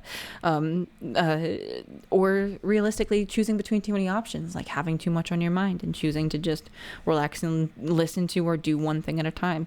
And whatever it is, I'm happy for you, because it seems like it's great. So we're going to leave our little acorn and our chariot up at the top here, because I really love those. Get our cups over here too, and our hierophant. And we're going to put these off to the side for the time being. Actually, I'll switch them out over here with this guy. And we shall move on to your oracle cards. So to start with, I will put these off to the side for the time. Oh, we got 3 of them. I already had 2 and it was mad at me, but that one fell out. Okay. Your light can never be lost, only forgotten. This is one of the cards that I made. I can show you a bit closer. Your light can never be lost, only forgotten. This card has a lot to do with the shadow around this light concept. I wish you would stay a bit better, but I don't think you wanna. That's okay. It's surrounded by the same black that you see in the text, obviously, but that's not necessarily an intentional thing. It's just meant to be surrounded in this situation. We can see, like, if you were looking at it from the side as like a 1-dimensional or 2-dimensional thing, you would only see the black, right? But beneath all of these things, there is like a huge well and an outspring of light. Anything, light being knowledge, light being your connection to the world itself, light being the source of all things, light being a lot of different things to different people. But whatever your light represents to you, that essence in your soul, you can never truly lose it. You simply cannot lose it. It's not possible for it to be lost. Whatever parts of yourself that you're terrified you may have lost, or whatever memories you might have left behind, whatever people you may have to leave behind that seem to light you up, they can never be lost, really. Everyone is still a very integral part, whether someone has passed away, whether someone is no longer your friend. And in fact, I'm getting kind of chilly, so I'm going to put a sweater on. This ain't no ghost reading. I'm sorry. I don't do that kind of stuff around here. Well, maybe I can consider it at some point in the future, but I'm not necessarily in this for that kind of a situation. It's more for the psychological aspects of these. Not to necessarily dissuade anyone from looking into that, but I'm just not going to say like, oh, your grandmother's here, except for in that situation, because unless I'm truly called to at some point in the future, I don't feel comfortable doing those sorts of energy readings, if that makes sense. I don't necessarily wish to engage with that particular side of things. Not that I'm afraid of death by any means, it's just that it tends to be very loud for me. Like, I definitely hear like my grandparents all the time, and we didn't talk that much normally, but we sure talk now. After my grandmother and my great-grandmother passed away. So again, it can never be lost. It can only be forgotten. You can only forget these things. And even if you forget them, you can rediscover them at a later date. And now moving on to some of these. When I focus on my inner light, we have light again. Nice. I see the world through the lens of love. And again, that lens can sometimes be a shadow lens, and that lens, if it is in shadow, it is meant to teach you something. You are only meant to be able to make out where the light is behind it, because it can certainly indicate the direction of your light. If you see a shadow, the light has to be coming from some direction, right? So you can figure out where the light source is coming from by just reading the shadows, right? It's a convenient cheat code for shadow work, I guess. Just go easy on it, obviously. My outer experiences are a reflection of my internal condition. And these are mantras from the universe here. And obstacles are detours in the right direction. See, I like these cards a whole lot. Especially together, the universe really has my back in this one. That's the name of this oracle deck, by the way. The universe has your back. So here we're looking at, again, the obstacles, the things that you may encounter, the experiences, even if it's positive or negative, they are a reflection of your internal condition, whether we like it or not. Like, if we have low blood sugar, which I'm kind of getting there at this point because I've been doing this reading for like 3 hours and I don't know how I'm going to cut it. Life is life. If we have low blood sugar, if we are sick, we are going to have a worse time at the theme park, at the movie theater, at the tea shop, at the coffee shop, at whatever it is you prefer to go to. You're not going to have the best experiences if you're internally not in the right place. And sometimes obstacles are literally meant and placed in your path almost intentionally. Not intentionally, but I would argue that it's one of the ways the universe collaborates with us in order to make sure that once we get to a certain point, we are in the state that we want to be in. So instead of being in a negative situation, instead of feeling as if we are sad, if we are like underwatered even, we make sure that we approach these situations as our best selves. So the universe is calling for you to focus on your inner light and see the world through a different lens. Consider what it could be if that obstacle happened because it was supposed to happen, because it was actually a really good thing, because something bad might have happened. Don't focus on the bad one. Never mind. I take it back. I know that it can be tempting to think of like, oh, what if I had gotten in a car accident if I left earlier? Like that kind of stuff. It happens, but it's much better to focus on that stuff after the fact because you can never really know. And it'd be better to just have the universe would prefer for you to have no car accidents, I'm sure. Unless it was really, really stupidly necessary for some reason.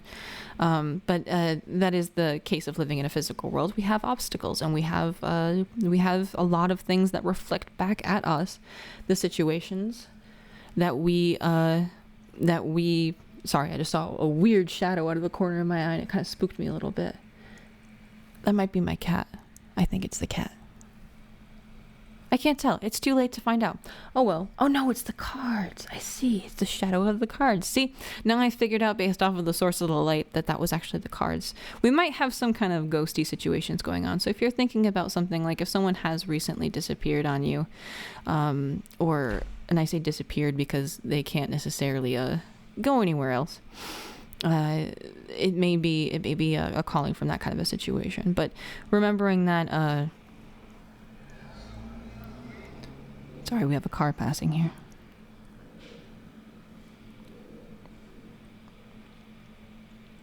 Remembering that the situations that we have going on outside of us are also reflections from within us is a very important thing to do if we're ever going to find our way around these obstacles, because we are all connected in a very important way. And when we approach situations presuming that somebody else is if somebody else is like just being a jerk, and we're presuming that it's just because they prefer to be a jerk, if we are upset about the way things are going and we go out and we try to do the same thing over and over again, you will continually get dead-ended in some of these situations, and it will be on purpose, and it will be because the universe is trying to be like, hey, no, over here, you got to focus on the love. You're forgetting your light, kid. Nope, focus on lens of love. And it will keep doing that over and over again because it's going to keep trying to redirect you into the right place. So with that in mind, I will go on to the giveaway. These are our Mystic Shaman Oracle cards, the Child, and the Vision Quest. And I will put them here like this. I really love these cards quite a bit, and I'd like to show you the detail on a couple of these, honestly. The Vision Quest especially, because that's the one that came out just on its own at the very beginning there. Or at the end. I don't remember anymore. It's too late in the day.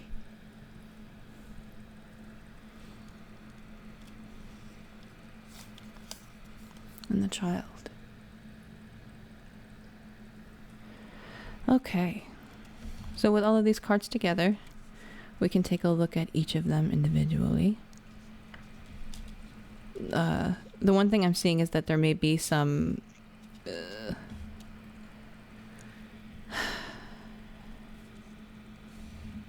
There may be some kind of an issue here where, like, when you were younger or something along those lines, I'm definitely sensing, like, people who, when they were younger, it seemed like love was something that had to be, and again, this is something that I've experienced, so I may be wrong. But it definitely seems like there was a lack of abundance in love. Like, we weren't necessarily taught, this pile, some people in this pile and I were not necessarily taught as children that love is entirely abundant in all of its forms. And we were taught that we had to have conditions for it, that obstacles were signs that we were bad people, we were doing the wrong thing. And we were not taught to distinguish between a reflection and who we actually are. Like, they were, your outer experiences are a reflection, but they're reflecting onto other things that are not. It's sort of like a funhouse mirror situation. You know what I mean? Like, they're reflecting, but they're going to be reflected back in distorted ways. And learning how to see that, learning how to, perhaps this is your exact vision quest, learning how to understand and see what it is that is being reflected and how it is being changed can only come from knowing your own light and relearning it if you have forgotten it, and doing your best to find what you if you can't go back to a certain point, then don't go back to a certain point. Just leave it the way that it is. But if you can, then do your best to try to learn as much as you can so that you can distinguish between what is the reflection, what is the experience, and what is your internal condition. And see if you can make it so that when you're viewing yourself in a loving way, if you can make it so that you are able to fully acknowledge your own awareness and, I guess, compliance to certain situations, as well as assigning everybody their own stuff. Like I've heard this expression from a tarot reader, Evolving Butterfly Goddess, who I do recommend if you're looking for people who will read for certain spirits and energies and things like that. I don't necessarily do grandmother messages, but she said this in a recent grandmother message, which is like, what you eat doesn't make them poop, and what they eat doesn't make you poop. Like, there's being able to determine the reflection versus the actual thing, and determining how that actual thing is altering the reflection, like how the funhouse mirror works. Like, you can turn to the side and you can see that it's like, oh, it's all wavy. Oh, this one's all boxy. Like, you can turn it to the side a little bit and start to see how exactly certain things are being distorted, because then perhaps you will not be so hard on yourself. If you can actually see what it is that is causing certain things to distort you in that way, you won't be so hard on yourself. And you also can't be hard on them at that point, because at that point it's basically like, oh, it was made wavy. Like, of course it's going to be wavy. Like, it was made wavy, or it was made boxy. It was made into little triangles. So of course it's going to be little triangles that are filled in once you paint them. So there's a lot, I think, to that. We also have the numbers 23, 60, and 7 here. And I am going to read, although we are getting a bit later again. Oh, well, it just is what it is. I will quickly read through these. At least I would like to do the child and read through here.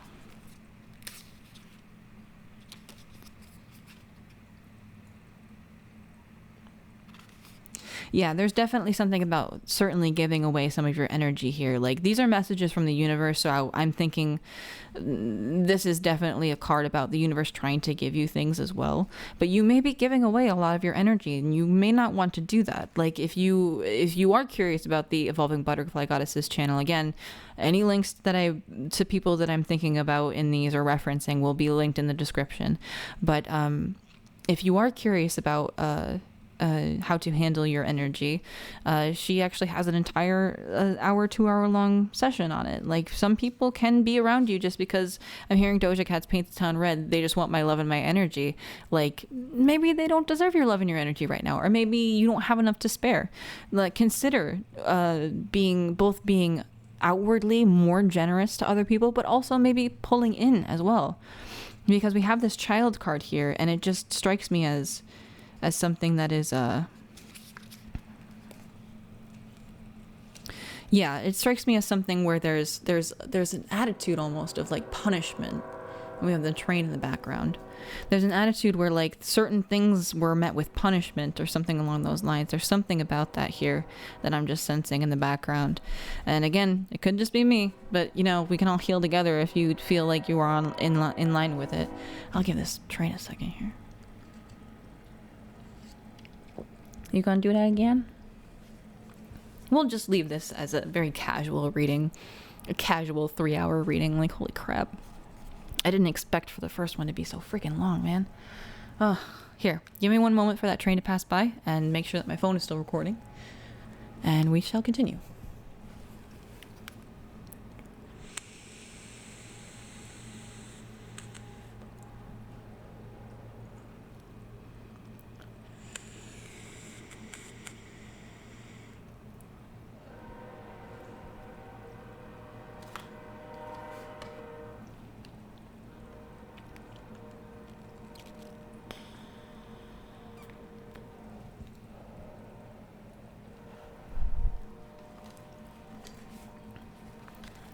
All right.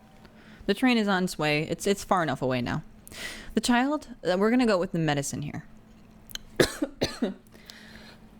Excuse me. Jeez. One more sip of my juice. Okay, well, I'll just start with the essence then. Why don't we? Oi. Oy vey.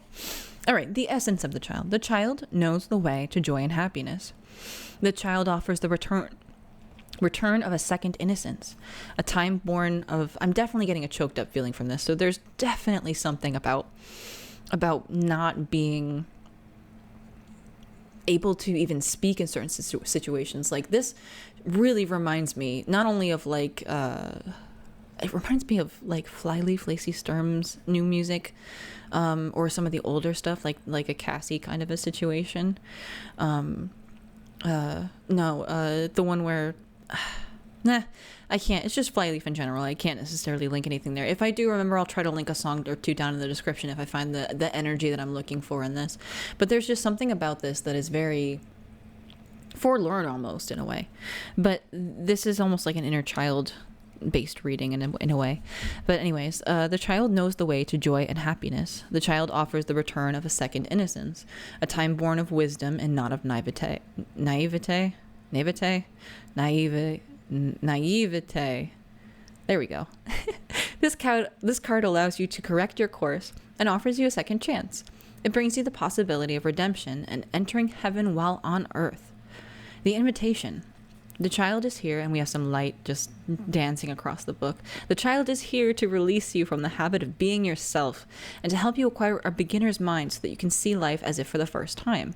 Again, that can be a big call towards, like, sometimes we forget things on purpose so that we can relearn them in a way where we can examine it better. Like, I have never once looked back on stuff that I've done after I've completely forgotten about it and felt like I could be that hard on myself about it, because I was like, well, dang, I was really young doing that, and I can't be hard on that kid. Like she was doing her best, or they were doing their best, etc.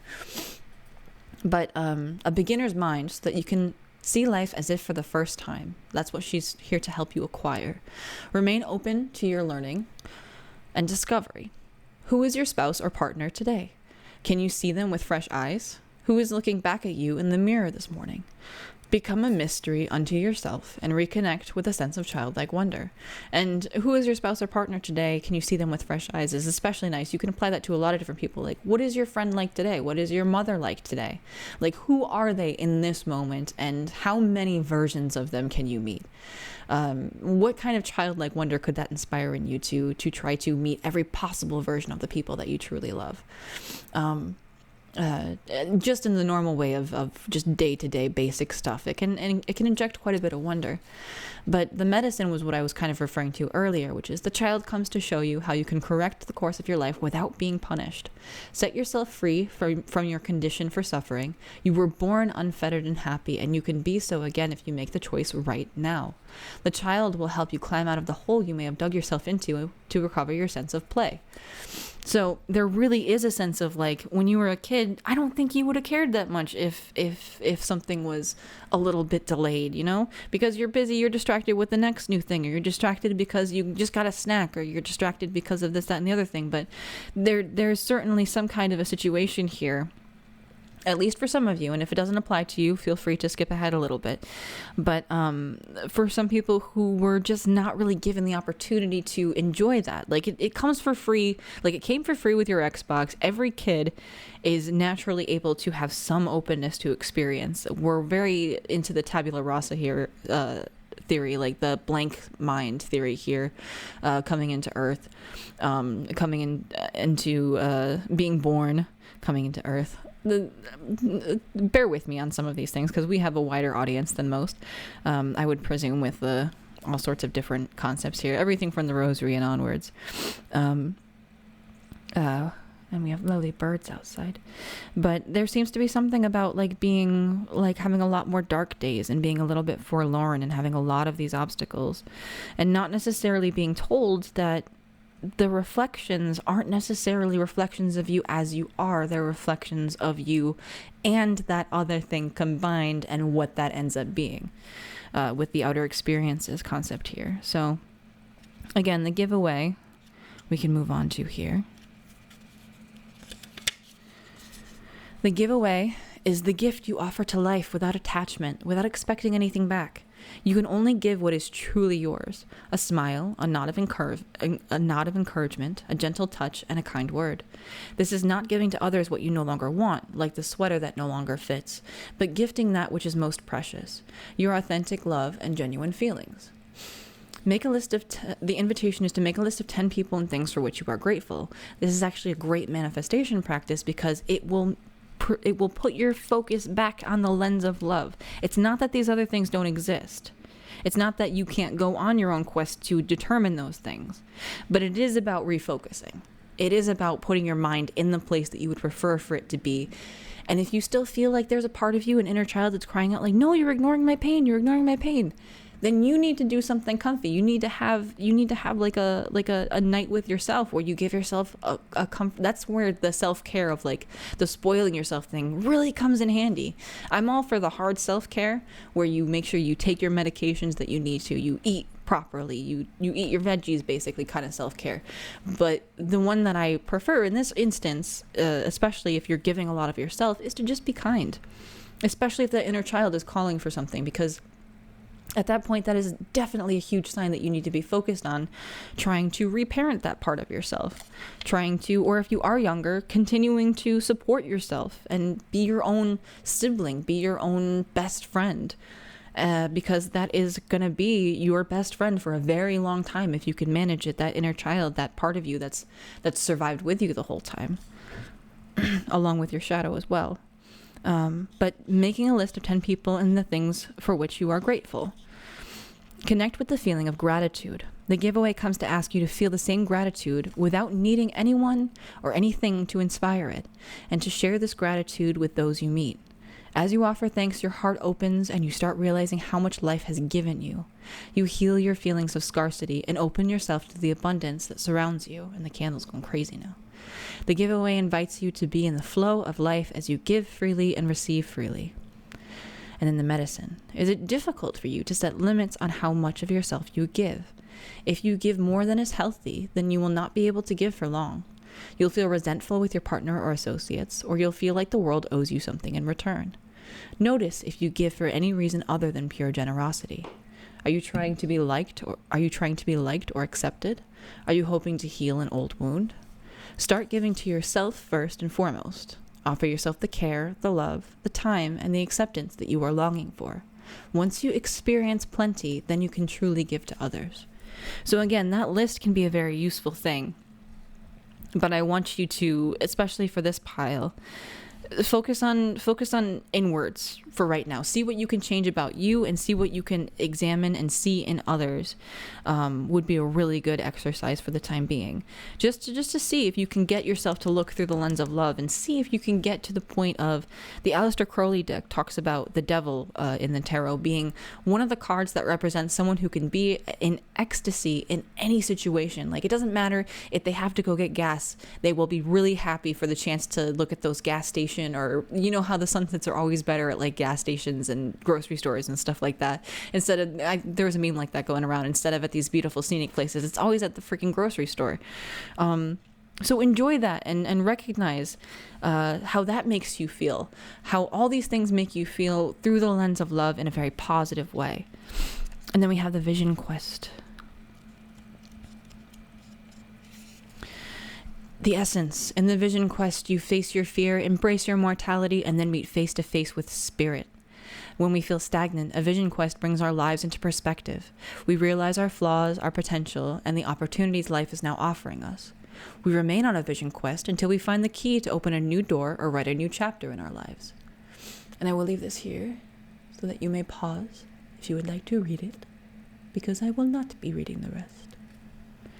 Spirit has been trying to contact you but received no answer. Anyways, this is your receptionist speaking. I take a sip of my lovely little fruit punch, which I am running out of. And we've got some beautiful cards here. Cordelia, Aphrodite, and Freya. We have Aphrodite with Inner Goddess. Awaken the goddess within you through dance, self-care, and appreciating your divinity. And Aphrodite is a goddess of love. She's a goddess of beauty. She's a goddess of sexuality. I work very closely with her. I love her very much. She is wonderful. We've got a dove. We've got some beautiful flowers. We've got her and all of this beautiful greenery. So this is about self-care and appreciating your own light, your own divinity. We have more towards that internal light here. We also have Freya from the Norse pantheon. I will want to read on hers because I don't know about hers as well, and I don't know about Cordelia's as well. But Aphrodite, sometimes a bit of a sharp goddess. She's a real girl boss. Don't get me wrong, but we love her. I love her very, very much, and she could very easily have a lot to say, at least in the message. So I will read her message. Once I find the book. Here we go. Okay, Aphrodite. And then we will move through these. So we have Freya with bold. Unleash your adventurous side. Take risks and be daring. And then Cordelia's go outside. You have been indoors too long. Go outside and get some fresh air. So we'll start with Aphrodite. Message from Aphrodite. Allow your inner feminine wisdom and dynamic beauty. And again, anyone can have, we're talking about polarities here. We're not talking about man and female. We're talking about masculine and feminine, which is polarity. It's a receptive energy. It's more like computer chords than it is gender, if that makes sense. But allow your inner feminine wisdom and dynamic beauty to rise to the surface. Cherish its power and meaningfulness. No matter whether your physical body is male or female, you have an inner femininity. That's a that's a tongue twister. That nurtures you and guides you with its intuitive principles. Now is the time to become aware of and take excellent care of and celebrate your magnificence. And she's a Greek goddess who's also associated with Venus as well. They kind of go back and forth on the Greek and Roman goddesses in this one with the goddess guidance oracle cards. And then we shall move on to Freya, who I shall not leave behind here just because of the alphabetical order. A Nordic earth goddess of fertility, celebration, and passion, Freya rides in a chariot pulled by mighty cats along the rainbow bridge connecting heaven and earth. No freaking way! On the rainbow... Hey! She's an earth goddess and she's here with messages. So that's really sweet. Here's maybe the nut that you were looking for. If you were looking for an acorn, especially considering that was the page of coins, this could be a very important thing too. Unafraid of her sexual power, Freya teaches us to appreciate our attractiveness and to enjoy ourselves. No wonder then that the day of the week, Friday, was named in her honor. I'm just hearing the It's Friday song. It's inevitable. Since this day is associated with the end of the work week and a time for celebration. So if you're seeing this on the Friday, I think I don't know exactly when it will come out. It may be the Friday that it comes out. I said it like it was, and I just realized like, oh no, I'm gonna have to do a lot of work, aren't I? I might just work on this tomorrow as well. But then do consider to try to take this day to be like the person that you would like to be. Like do your own stuff. Be a little bit braver. Be a little bit more creative with what you're doing. Like if you normally wear makeup or normally don't wear makeup, or you don't normally put too much effort into your outfits, consider trying to dress in a way that makes you feel more confident, that makes you feel nicer, that makes you feel more cared for, or at least do things like eating well and eating some foods that are like very, I guess I would say stuff that will please your senses is what I would say. Try to focus on things that will please your senses. Freya says, don't play it safe right now. Instead, take bold action in the direction of your heart's true desire, or your true heart's desire. I would go with your true heart's desire. Success comes not from timidity, but from committing yourself fully to realizing your dream. Hold the clear intention of success, and it shall come about. Enjoy the excitement of taking risks, of being bold, and of being daring. And be sure to celebrate your success with a party or by splurging on a wonderful indulgence. Yeah, there's a lot about indulgence here, definitely, with Freya and Aphrodite right side by side. And she's even got her little cat there. She's got a I believe that looks like a horn of mead, I believe. So there's some alcohol involved. Obviously, drink responsibly. And if you are drinking too much, know that I have been down that path, and I would be happy to try to discuss it with you. But again, this is not necessarily to diagnose, treat, or help any sort of disorders along those lines. We also have the beautiful mountain in the background as well, made out of light. So she's kind of challenging you to go up there and climb that mountain. Like, look, we got this rainbow mountain over here. You can take my bridge if you want to, but you gotta climb it. And that climbing it is going to be about you caring for yourself, and especially with this Cordelia card here, which I will read the message for you. Cordelia is a Celtic fairy goddess who helps to watch over the flowers that bloom in the spring and summertime. She's associated with the ancient sacred day Beltane, which is celebrated on May 1st, to welcome the Celtic summer season. Call upon Cordelia to help you thaw out any situation or relationship that seems cold and dreary. Yeah, this is definitely a card coming in, because it may be there's something in your life that you're just kind of burned out on at the moment, and it can be burdensome to have to see things in the same light over and over and over again. And as I'm saying that, I'm playing with a bit of light from the window here, but you can't necessarily see it in frame, I don't think.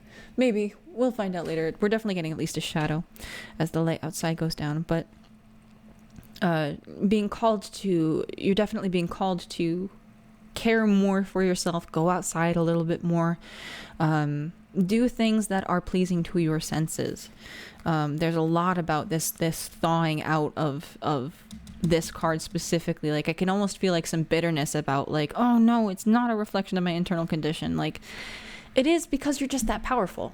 It is because everyone is just that powerful. It's just the way that it is. Everyone is constantly projecting energies and things, emotionally speaking, that others are picking up on unconsciously. We interact with each other on a level that we don't even understand fully in psychology yet. We're getting there, certainly, but there's a lot to the energy that we bring into spaces that will affect the way at least we see the situation. I'm not saying everyone can feel your energy, because some people just don't pick up on that stuff at all, and some people are overly sensitive, and not everyone has done the work necessary, which is the work you're being called to do with this vision quest.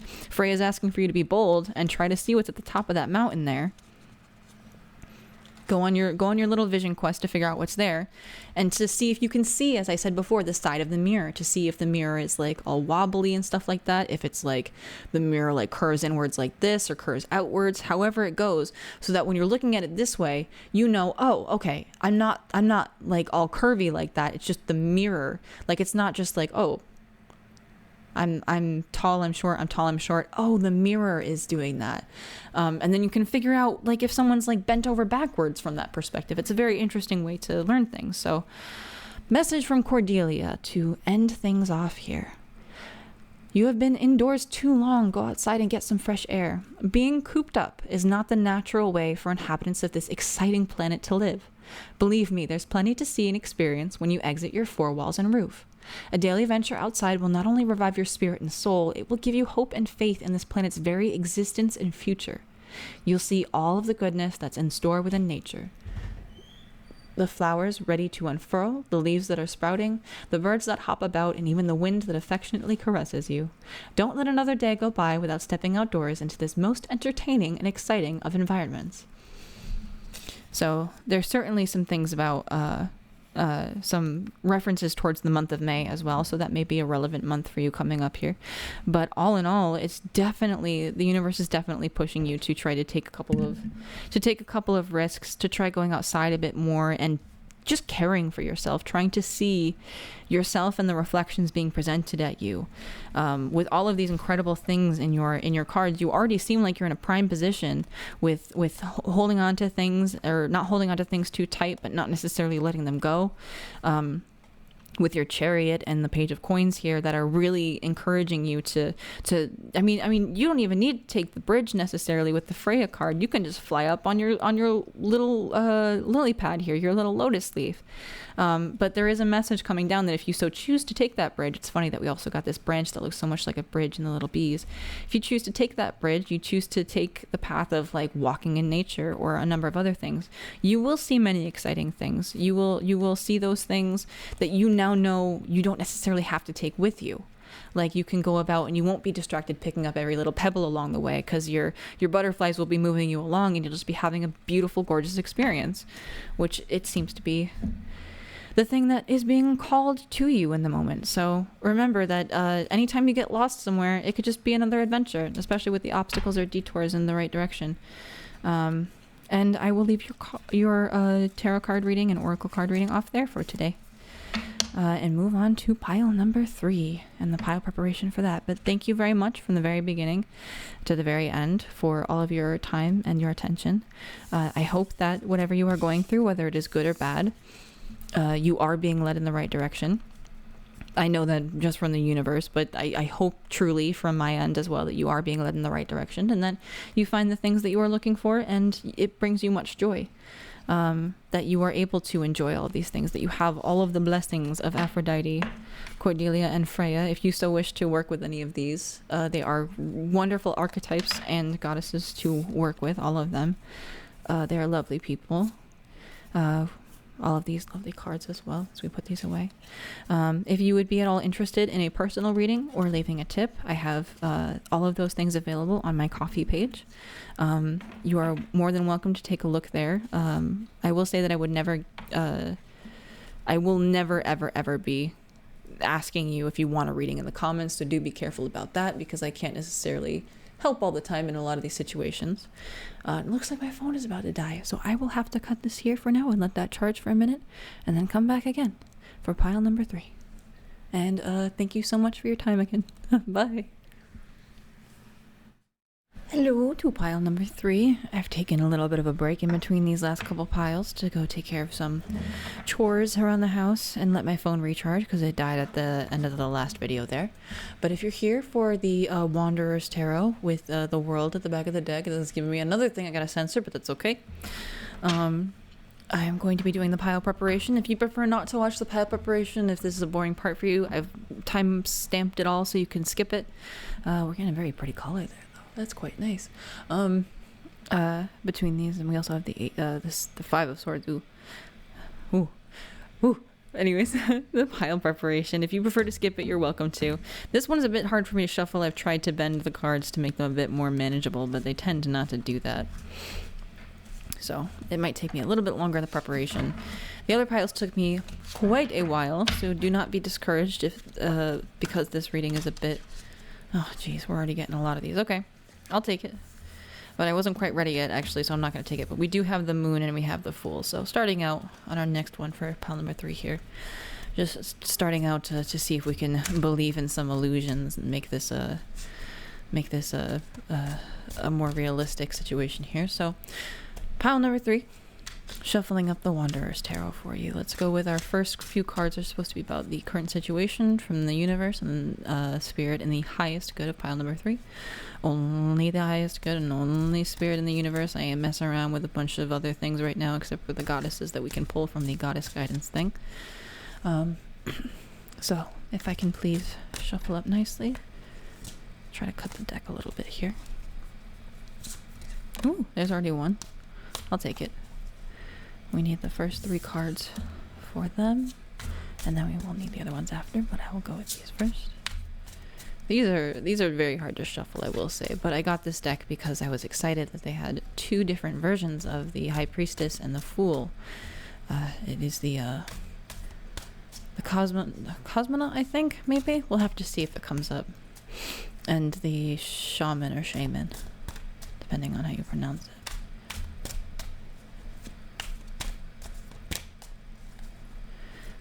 Okay, so Spirit in the Universe and the highest good of pile number 3. If I can get 2 more cards for the current situation. That one feels particularly sticky, so I'm going to take that one. You'll be right there, so yeah, we know. Alright. Okay, so here are the first 3. That should be our current situation. Now I would love to get some advice from the universe. So number 1, the star fell out like that. So this is why I do the pile preppers in separate, because not everyone likes to see all the synchronicities. They prefer to skip right to the the more advice part of the reading, but this is quite nice. I wonder what else we got in here. 3 of Cups, the Tower reversed, the Chariot, the Moon came back out again, 3 of Swords reversed, 2 of Swords reversed, the Hierophant. So somebody here is already like fully aware of what all those things mean and is totally chill with like that being like a flash reading, I'm sure. But for those of you who aren't, just remember that there is a lot. The universe definitely wants to tell you, like, it wants to fill up your cup as much as it can. It wants to give you so much hope that you can drink the wine, all the wine you want, please don't drink all the wine you want, oh my gosh, but you can drink all of, they've got absinthe here, maybe don't do absinthe, oh geez. Well, you can eat all the little lemons and grapes and things like that you want. You can enjoy yourself appropriately. It just wants to fill your cup as much as it can. All right, so here's some advice. We got the 5 of Pentacles. It came out like this, but generally speaking it flipped like that, and I would normally put it up like this, but I would think as a piece of advice it should go like this, realistically. So I will leave it like that. Stop flipping on me, god dang it. It should be like it's probably gonna be a back and forth meeting, ain't there? Like you gotta go into the building to get the help kind of stuff. We'll see. 2 more pieces of advice for pile number 3. Universe. Ooh, I'll take these 2. Beautiful. And then I will go ahead and put these off to the side in case we need any. I haven't really needed any clarification, and I'm probably going to stay away from doing clarification, but I will still leave the beautiful pile here along with the pretty agate that we have here. And now I shall be pulling from, let's see, we put these ones like that, and these ones like that. Ooh-wee. And I will organize those better in a moment. From the Mystical Shaman Oracle. This is the pocket version, but it was cheaper and it has the same cards and they're really cute. Ooh, we actually perfectly got 3, starting with Taming the Wind there, which was quite nice, but we will reveal the rest of them as it goes on. Is there anything else important you want to say here? Nope. Nope, I'm all set, it says. Okay. Funny how we can hear different things in this. These cards are ones that I made myself. They're made out of watercolor on watercolor paper with permanent marker, but I've found that they've been very useful so far. We've already pulled 2 of them, and universe, if I could get one more. Spirit in the highest good of pile number 3. If I could get a beautiful card. I like them very much. And here we go with that one.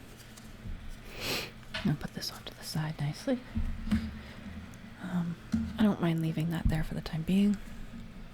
It won't be in the way.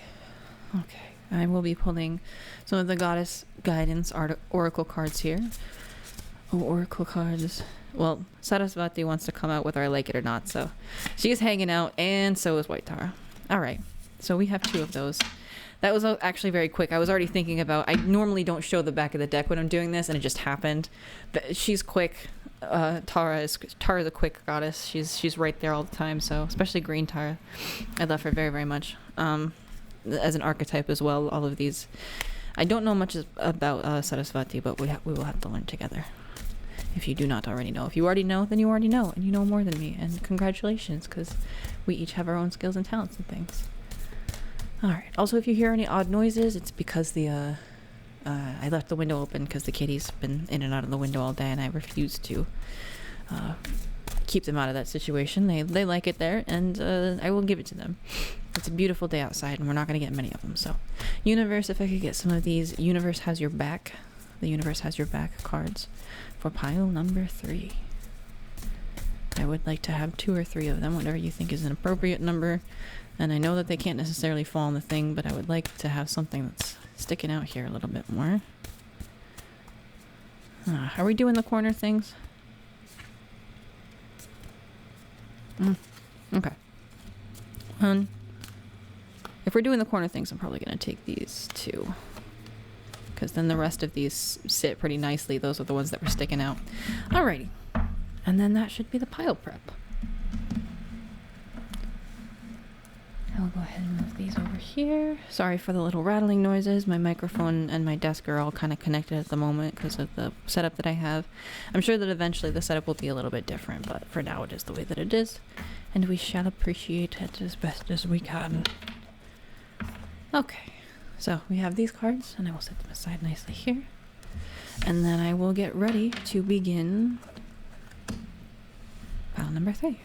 So hello to everybody who is joining in here for pile number 3, or the Wanderer's Tarot. If you chose this deck with, I believe it was the world on the back of it, although we've already shuffled at this point, along with this particular slice of agate with the little feathery scale almost looking pieces within it. This is your reading. So we're going to start off today with like the general situation. We have the 2 of Wands reversed. Okay. Oh no, the 3 of Wands, excuse me, I can't read. Oh, never mind. I guarantee you, I honestly didn't look at these beforehand. You can see in the pile prep. That's very funny. I didn't mean to call that out, but you know, we'll live with it.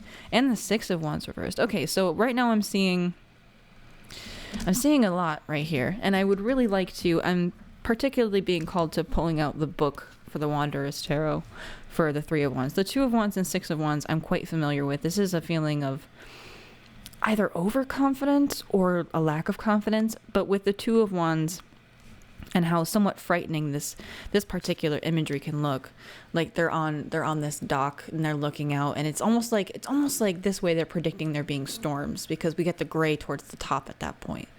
So in the interest of this pile seeming like it's a little bit more towards the maybe being unsuccessful or feeling unsuccessful or feeling like something hasn't succeeded, trying to mitigate or point out that kind of an issue more so. So if that particular situation doesn't resonate or this doesn't help at all, then we shall see. Because again, this is going to be set out and accept new challenges. Beyond the horizon, there are situations and tasks that are waiting to be managed by you using your courage and strength.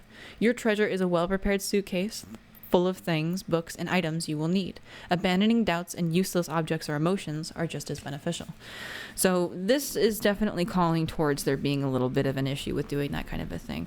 And the 2 of Wands is often compared to the Fool in the sense that it tends to look out over the horizon and see what's going on. We see a very similar image here as well with the Man Before the Water. Or I think in this case it might. Well, we won't presume. With the people before the water, in both of these, it seems like they're going to be going out on some kind of grand adventure almost. Like they seem like they would be great people to meet if you were on vacation, because they'd be very well traveled at this point already and very passionate about what they're excited about. Like both these people look pretty interesting, especially with all the suitcases and what is that? That's an entire globe right there, in this particular person's hands, and it almost seems like they're on a boat even. But these are both in reverse. It's almost implying that you're not going out to explore certain things. You're not feeling very, very victorious. You're focusing on like the storm clouds and all the dark things up there instead of focusing on the things that you may have already won, or maybe you haven't won anything. Like there's this figure being behind the horse's head kind of scares me a little bit in this. It's almost like there's something that's eclipsed in the background that's almost like negative in some way. And I hate to say almost like negative in some way. Like that was a very crappy way of putting it. But it's almost like there's a dark influence that's saying, no, you cannot succeed. You are not succeeding. You haven't done X, Y, Z. You haven't gone from 1, 2 to 3. So how could you possibly be at 6? But if you're adding together these, that's still 5. You still only need one more in order to be able to count up to that, following that weird metaphor. But it definitely feels like this wreath is about... Interestingly, the wreath seems almost suspended and stabbed through when it's like this. Sorry, my cat is scratching around a little bit or something. Interestingly... Oh... It almost seems like it's suspended in a sort of a way. But at the same time, there is still definitely something that's much more negative about the whole situation with them all being in reverse. And it could be because of a improper shuffle, but with the 3 and 2 of wands thing that we had going on, I don't know if I can necessarily argue that point. Give me 1 second here. I'll resume this in a moment. Okay, sorry about that. We had my partner came home and the cat was excited because he arrived. So... we can see here that there is a whole lot of stuff. Like, as we can see, this almost looks suspended, so it doesn't seem like whatever it is that you're afraid of, and the roots being in the air here, it's almost like it's going to be difficult for you to actually reap the negative things that you may be predicting in this situation. It's going to be very, very hard for you to basically not achieve victory. However, it definitely seems like right now you are having a bit of an issue. And in the pile picking phase, I swear to God, an entire stack fell out with the Tower reversed, the 3 of Cups, the Hierophant at the very end, and the Star on the top of it. So the universe is definitely pushing for like a lot of hope in this situation. Now let me see, which way was... Okay, we're like this for now. So I will move on to the tarot cards for the advice from the universe in this case, because there's definitely something that's stuck. So we have Death here. When we're not going to be afraid of this card because we know better. This is not meant to be a card about dying. This is going to be a card about being reborn, about the death of an old situation. You can't really, where you would be looking out and then starting on your journey, you do need to cut something off in order to be able to begin that. Is going to be relevant here. And the Queen of Cups in reverse, that I might need a clarification for, perhaps. Except for the fact that we also have the 5 of Pentacles reversed. This one, I believe, I'm going to rearrange this just a little bit here. I'm going to keep her there. So this isn't meant to be like a victory and death sort of a situation as you would read with just like very, very simple readings. The 5 of Pentacles reversed means that you're maybe not getting certain things that you would like to be getting. Or maybe you theoretically will be... in the future, but right now it doesn't really seem like we have the woman here and the person begging. It's hard to really indicate. It seems like this may be some sort of a sex work situation as well, like people who have theoretically fallen on hard times, considering that she has like a number of no, that seems to be the quote over it, but it's things that they're outside of a church, basically asking for money. It could be that she is some kind of a dancer, or perhaps she's even just injured. There's a lot of imagery that can be read into these sort of situations. But in reverse, it does sort of feel like either there will be a situation in the future, or you are afraid there will not be a situation in the future. In which case, it would probably be both, with the hope falling out so much earlier with the Star. That there is going to be a change coming, and you can see we already have that 2, 3, and the 5 that we were talking about earlier. There is sort of a seeming like overindulgence thing, and there may be someone in your life that, with this Queen of Cups reverse, when I was seeing that figure behind there as well, it's like there's somebody around that's emotionally damaging in a way, and you can't seem to get the help that you really desperately need. It's like you're reaching out for certain resources, you're reaching out for certain things, and you're just unable to get them. And it's by this, it could be something that is this obscured figure where there is like some kind of you're not really able to see the full situation at the moment. But with the Queen of Cups being in reverse, normally where she's very openly charming, she's very kind, she's around people as much as she can be, sharing her energy and her love with other people, has this little, what is that over here? Let me see. She's got this little orb thingy that she can open up, where she can probably like endlessly pour something from there. She's also got something very similar to what we saw from the Hanged Man in the other situation. There was a snake coiled around the Hanged Man's ankle. It's a very similar sort of a bracelet here. But where here she's able to make the waves like her own place to sit. It's like the waves have overcome her here. So it could be someone in your life who is causing you to feel this way. Oh, kitty in the litter box. Or it could be that you are just feeling overwhelmed, because again, we're dealing with the water here, and I would lean towards the water situation here quite a bit, because although the Queen of Cups can handle her emotions quite well, these wands and these fiery ideas and concepts and stuff like that, like the passion, seems to be overwhelming in certain situations. Like either you are going too far in terms of journeying into certain situations, or you are not going far enough. And either way, it is it's becoming a torrent. Like it's giving me the imagery of these two people, the water coming up behind them. So there does seem to be sort of an overwhelm that the universe is trying to point out to you. This is a message from the universe about whether you are overwhelmed looking out at this horizon, or whether you are filled with a sense of like a new beginning. And right now this death card is really telling me that it's more of a sense of overwhelm and fear. But if you can see here, what the Queen of Wands upright would have coming from that is that smoke, which looks almost exactly like the same color as this sun. I believe we can't tell if it's a sunrise or a sunset. We would presume it's a sunset because it's death, but the sunset is always going to proceed into a new sunrise. This flag that death flies has a gear in it, and gears basically can turn as long as the mechanism is still working. Death can't necessarily stop existing because life can't stop existing, and there needs to be some sort of a cycle. So this overwhelm, it's almost like staring into a void kind of a feeling. And I think that's what the universe is trying to call your attention to here. And I think we're going to use these cards to try to give us the advice about it. So I will leave these here, and this time we'll lay them over this so that I can still manage them as well as I can. But let's start with our messages from the universe with the universe has your back cards. The first card, again, we have these dark colors. It says, I recognize that I have chosen fear and I choose again. I choose love. It's really encouraging you with this to try to use that death card as a more positive. I think in a previous pile about the devil card, talking less about necessarily being bound to addictions and stuff like that in every interpretation, and also to including Aleister Crowley's interpretation in the other tarot book. My phone is falling a little bit. We're just gonna have to deal with it if my phone falls a little bit. If you see it starting to move, that's just what it is. We're gonna have to work with it. But the devil finding ecstasy in any situation, like whether it be driving to the grocery store, wicked excited to go, like almost like toddler level energies in my interpretation of it, of just enjoying going to certain things and doing certain things, even if it's a bad thing, just enjoying it.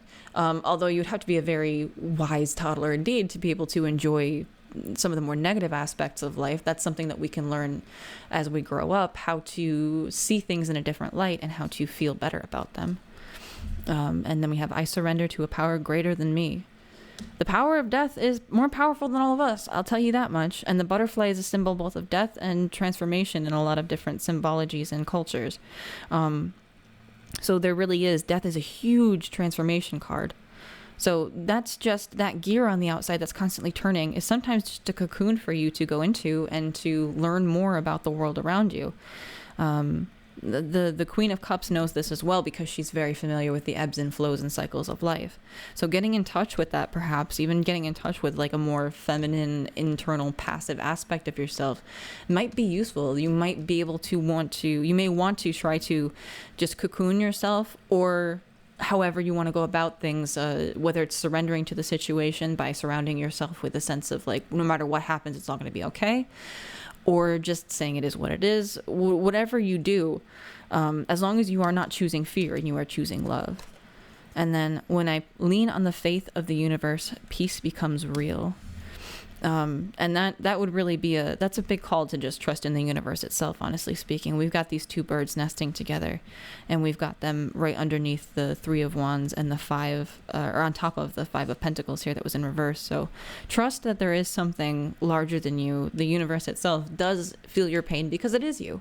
So the universe knows how much you've been struggling in a lot of different ways, and it's here to try to nest in with you while you go through this period of transformation, but only if you are willing to surrender to something like that, because the universe isn't just going to plow into your front yard and it's Ford F-150 and be like, get in, we're going shopping. Sometimes that may happen, but it's very unlikely. You can only really nest into the universe if you give yourself a place to nest into. So taking comfort in good food, maybe wrapping yourself in a very soft blanket, even speaking to someone. This is a good card for counseling as well, with the owls who are known for wisdom and communication and so on and so forth. There's a lot of the night communications in the darkest places. So I was kind of comparing those in terms of maybe perhaps you're seeing a therapist, maybe you need to talk to somebody. I'm not necessarily prescribing anything in this instance, but if it is something you've been putting off, from personal experience, it can take a really long time to find somebody. So just doing a couple steps and choosing to love yourself over and over again, choosing to face that fear of death over and over again, before you know it, that sunset is going to turn into a sunrise, and you will be able to feel that peace become real, because you will have been leaning on just the faith that everything is going to be all right the entire time. Because, I mean, we have to have faith that things are going to be going well. Otherwise, there's no point in doing it. Like, if you 100% believed that things were going to go badly, you would reroute. You would change if you knew 100% that the road in front of you has, like, a huge sheet of ice on it, and you're just like, there's no way I can drive on that, and you take a right, which you should be doing, you're rerouting. But if you presume that every route's going to have a sheet of ice on it, you wouldn't even leave your house anymore. You would have to be very careful. Again, this is being careful and surrendering to a power greater than you. The weather is a power greater than all of us, honestly speaking. We can't control the weather. So do be careful. Like, don't go out of your way to reroute into a bad situation either. Just surrendering to the flow of everything. If you really need to go to the grocery store and the weather's not that bad, not every path is going to be covered in ice. Maybe avoid bridges because those ice before the roads. But you see signs like that everywhere. But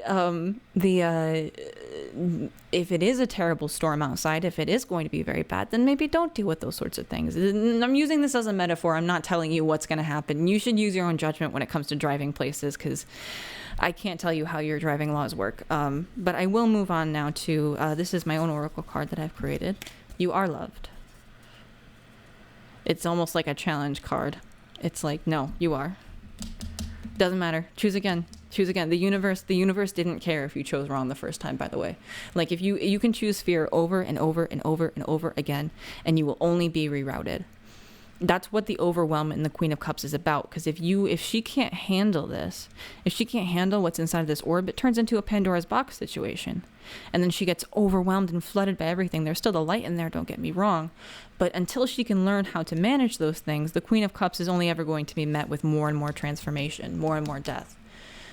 Because that is what it takes in order to understand and to get... Fear is a very primal sense as well. Like, to get your body to not feel fear in certain situations can take a lot. And I'm doing the same things too. For some people, it requires anxiety medication. That may be something that you have experience with or not. I don't recommend taking any medications for anything without discussing it with a doctor, obviously. And this is not intended to diagnose, treat, or otherwise alleviate any disease, obviously. But choosing love over and over again, and choosing to remember that you are loved and that the universe really is there for you, because it is a part of you and it is a part of everything else. The universe is this candle, it's my plant, it's my nice little fruit punch that I'm going to take a sip of. Thank you. It's everything. So you can't not be loved by it, because it's everyone who loves you as well.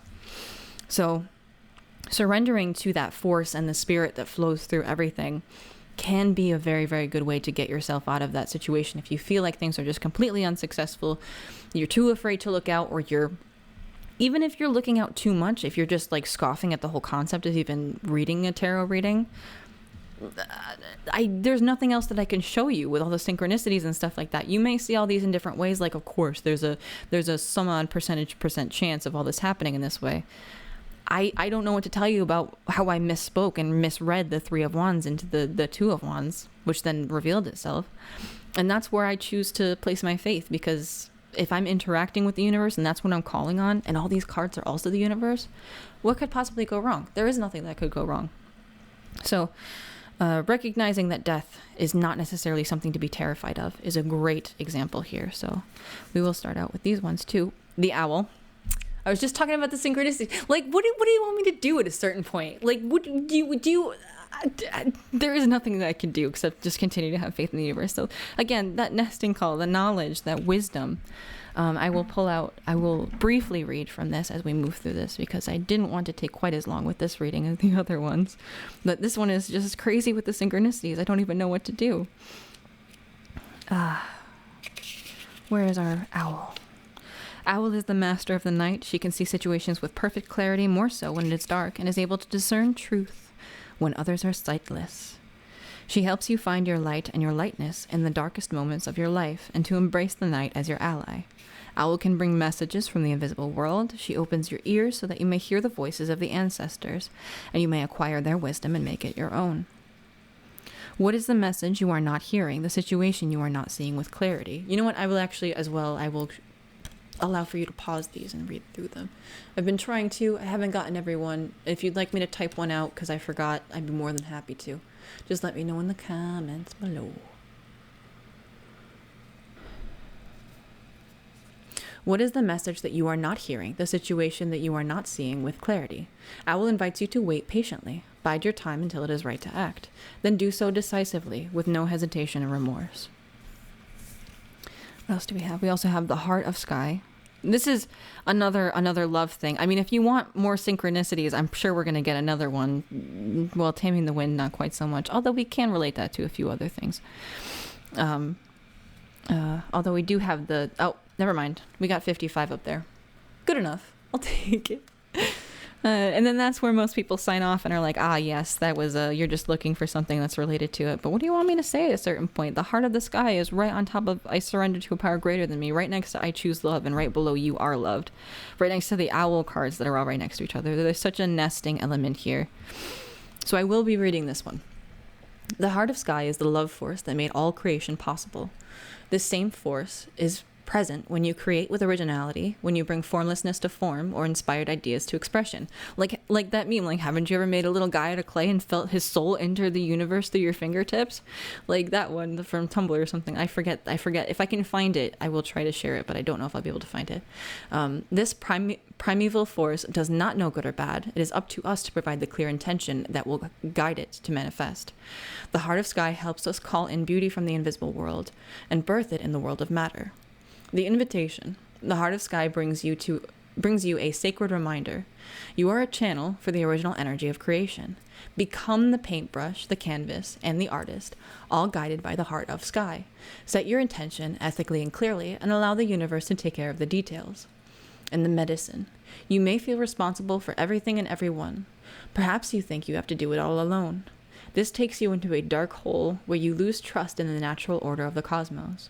Shed your lofty sense of duty and recognize that this is a false prison of your own making.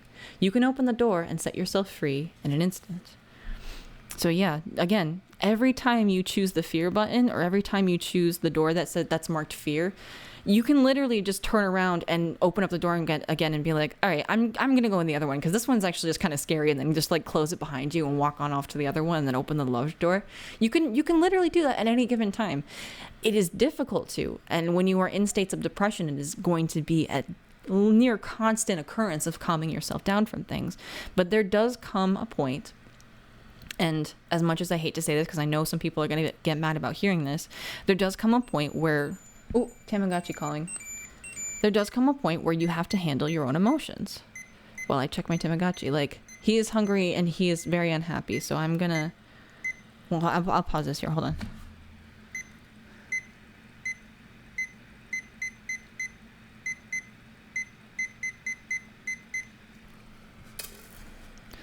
Okay. I gave my Tamagotchi some cake. I know I'm not supposed to do that, and those don't get mad at me if you know too much about the Tamagotchis. But I just gave him a couple snacks for now because he was actually hungry. Because earlier in the reading, it beeped for no reason. But crap. Now where was I? You can, yeah. At any point, you can choose to turn back around and change the way that you feel about certain situations. Although it feels like a lie in the beginning, sometimes it really is a fake it till you make it kind of a situation. And knowing that you are loved is not going to feel like a natural thing at first. Knowing that you are loved by the universe, having a sense of faith is not going to feel right for the first time. It's going to feel weird because you've probably, if you're not in tune with these things already, then you weren't given enough information about them to begin with. And it wasn't shown to you enough that these things can be a sense of support, that they can be something that is spiritually relevant for many different types of people. I'll leave it. But there does come a point where you do have to surrender to it, and it seems like at this point the universe, especially with that outpouring of cards at the beginning in the pile picking part of the reading, it really seems like the universe is just trying to open up its heart to you and say, hey, I am here. I love you. If you will surrender to the fact that I am here and I am a power greater than you, then I am more than happy to let you curl up here and be in like, I always think of when I'm terrified, I always want to go into little buddy mode, quote unquote, with the universe. And I started saying this over and over again recently. No, I'm in little buddy mode. I'm fine. Like, I'm just like completely just like, nope, I'm not dealing with anybody's problems today. I am just letting the universe handle my stuff, and I'm just going to vibe and do whatever it is I need to do. Like, it's in reference to like Kirby games or little video games where they have a mode where a younger player, or just someone who doesn't necessarily mind being a little buddy, is able to basically have endless lives. You can run around and do whatever you want, and you will never actually come to any harm as a result of it. So again, knowing the universe itself, as it says before, the energy of creation is neither good nor bad. It needs to be directed. So that's why we walk out of the fear door and into the love door, basically. Because if we're going crazy, we're going a little bit delulu and thinking about all the synchronicities, we're not going to go into the fear door. We're only going to go into the love door, because we all know what's in the fear door because we've all been there 1,000 times. But that's why we walk out of it, whether it's anxiety, whether it's depression, whether it's the overwhelm of all of these situations, or if we're just kind of being a jerk. Like, it's okay to look inside and be like, oh no, I was being a jerk to somebody today and I didn't want to be a jerk to someone today. I was thinking about the same thing with the Queen of Cups and the person not being there. There's a lot of people in my life that I haven't been there for enough. And I feel awful about that, but I also needed to take time to nest and to heal. So I'm doing my best to manage everything that I can, and we just go from there, basically. So we will move on to Taming the Wind. Like I said, I was cutting myself off a couple times. And I will try my best to let you read this one as well. Here, the feather, a symbol that is used in clearing ceremonies for smudging, reminds you of the sacred commitment you make to your life. This is a symbol of consciously bringing the spiritual into the material, infusing the world with a reverence and an acknowledgement of the higher planes of existence that influence and animate all life. Yeah, this is a really big, like, hello, the universe is here, kind of like message for a lot of people. And I don't know exactly how that feels to certain people. I just hope that we, again, recognize that it can be wielded the bad way, but if you don't want to have that kind of power, little buddy mode. That's what I said before. This is the symbol of consciously bringing the spiritual into the material, infusing the world with reverence and an acknowledgement of the higher planes of existence that influence and animate all life. The feather is a symbolic reminder of deliberately entering into a partnership with the Great Spirit to co-create for the highest good of all. The invitation. It's time to clear your energy, be present, and become conscious of how you communicate. This is a good time to write in a journal and put your thoughts into a cohesive form. Perhaps you actually need to do a smudging ceremony in your home or office, creating a sacred space to write about your dreams and desires.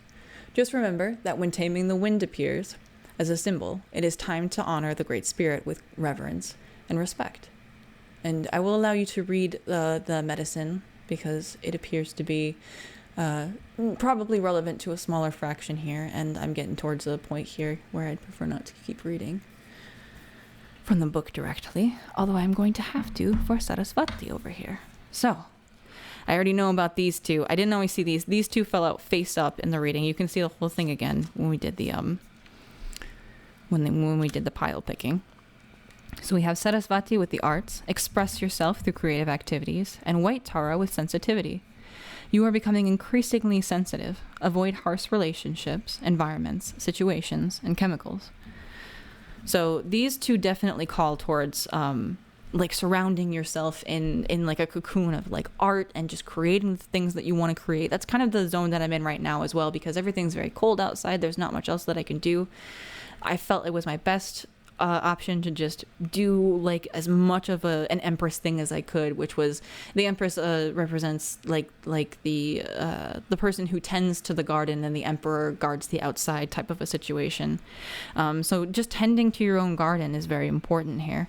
Oh, and this is white Tara. Originally I thought it was green Tara. I think I had just read it for the green on the outside with the name Tara. So we shall start with Sarasvati here, and we can learn about her together. And then after that, I think I will leave the reading off after we finish with Right Tara. If you are worried about how much time... Oop, page fell out, but that's okay. Sarasvati, the Hindu goddess... Oh, I think I said it right. Yep, I got it. The Hindu goddess of the arts, Sarasvati helps us with all creative expressions, such as music, writing, dancing, and eloquent speaking. The wife of Brahma, Sarasvati prizes knowledge and creative expression above material possessions. Her symbols include a white swan, the Veena musical instrument, and a book of knowledge. She helps us focus our minds on our creative projects and to not get distracted or procrastinate. I hope that you can see enough of that. We also have a bit of Sedna here, which is quite nice. I love her stuff. She is a Inuit, Eskimo, and Alaskan goddess of the sea. I was going to say I didn't quite remember which mythology she was from. So, message from Sarasvati. You are a limitless being. If it seems that you have time, money, or other restrictions, it's simply because your mind is focused on the material world. You can unlimit yourself, and again, that means literally just like being like, no, I'm just not going to worry about that. It is what it is. I'm just not going to worry about that. We will come to that. We will cross that bridge when we come to it type stuff. It's simply, you can unlimit yourself by lifting the cloak of the material world from your focus. Music is essential for the expression of non-material ideals and energies. Music colors our surroundings with emanations from the highest vibrational fields. It allows us to escape all limitations in our thinking and very existence. Surround yourself in music and allow it to stimulate your own creative thinking and to spark new ideas. Flow with the music and give yourself permission to investigate and experiment with putting your creative ideas into action. Enjoy being limitless. And it's funny that the infinite supply page fell out at that moment.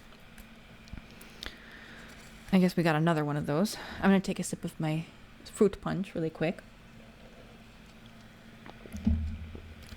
while we move on to the White Tara card. Message from... Oh, and White Tara is... White Tara is an aspect of Tara, a female Buddha and Hindu Mother Creator. The many female faces of the Buddha and Mother Creator are represented as various colors of Tara. White Tara represents purity, maturity, and compassion. The eyes on her hands, feet, and forehead allow her to be aware of all prayers. She helps us to live long and peaceful lives. I really love Green Tara. Green Tara is a very active aspect, but White Tara also is very, very close up there.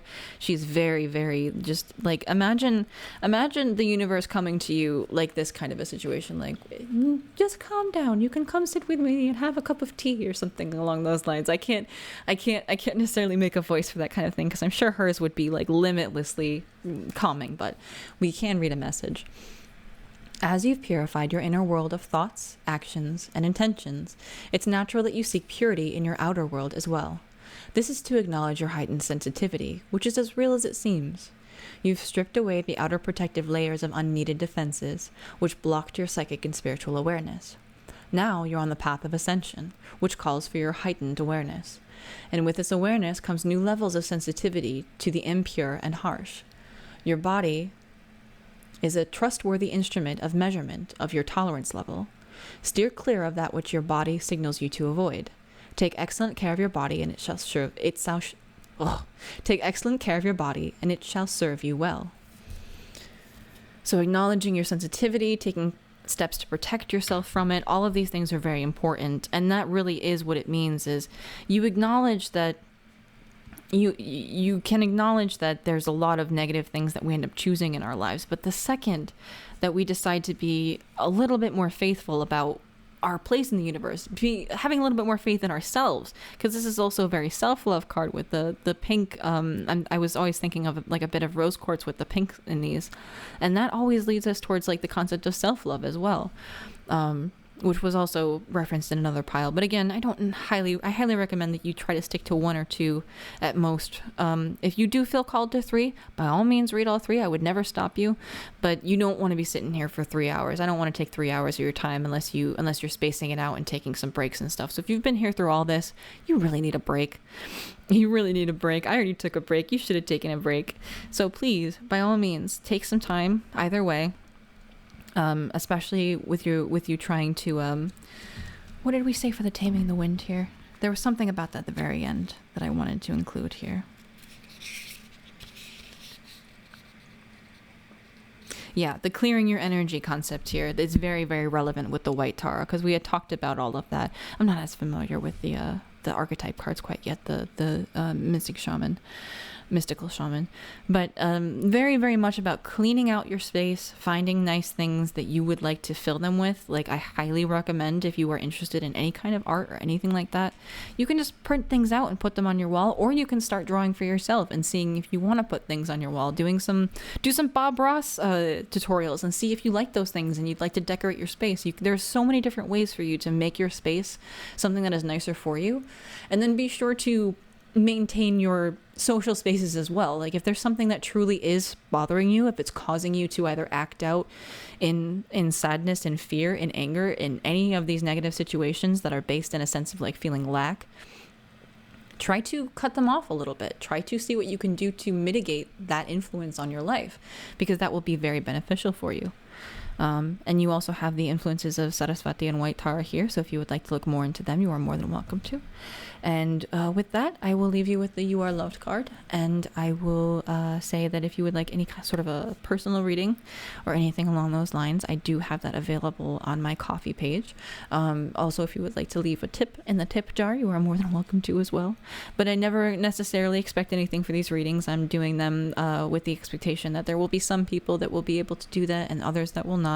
And I just want to try to share these messages because I feel called to, and because it leaves me feeling very nice, actually. It leaves me feeling like I've accomplished something more meaningful than usual. So I really appreciate you taking the time and spending it with me here while I practice my speaking and doing things along these lines, and trying to get this career started, as this is the first video ever on this channel. If you're reading this in the future, or you're listening to, excuse me, burping.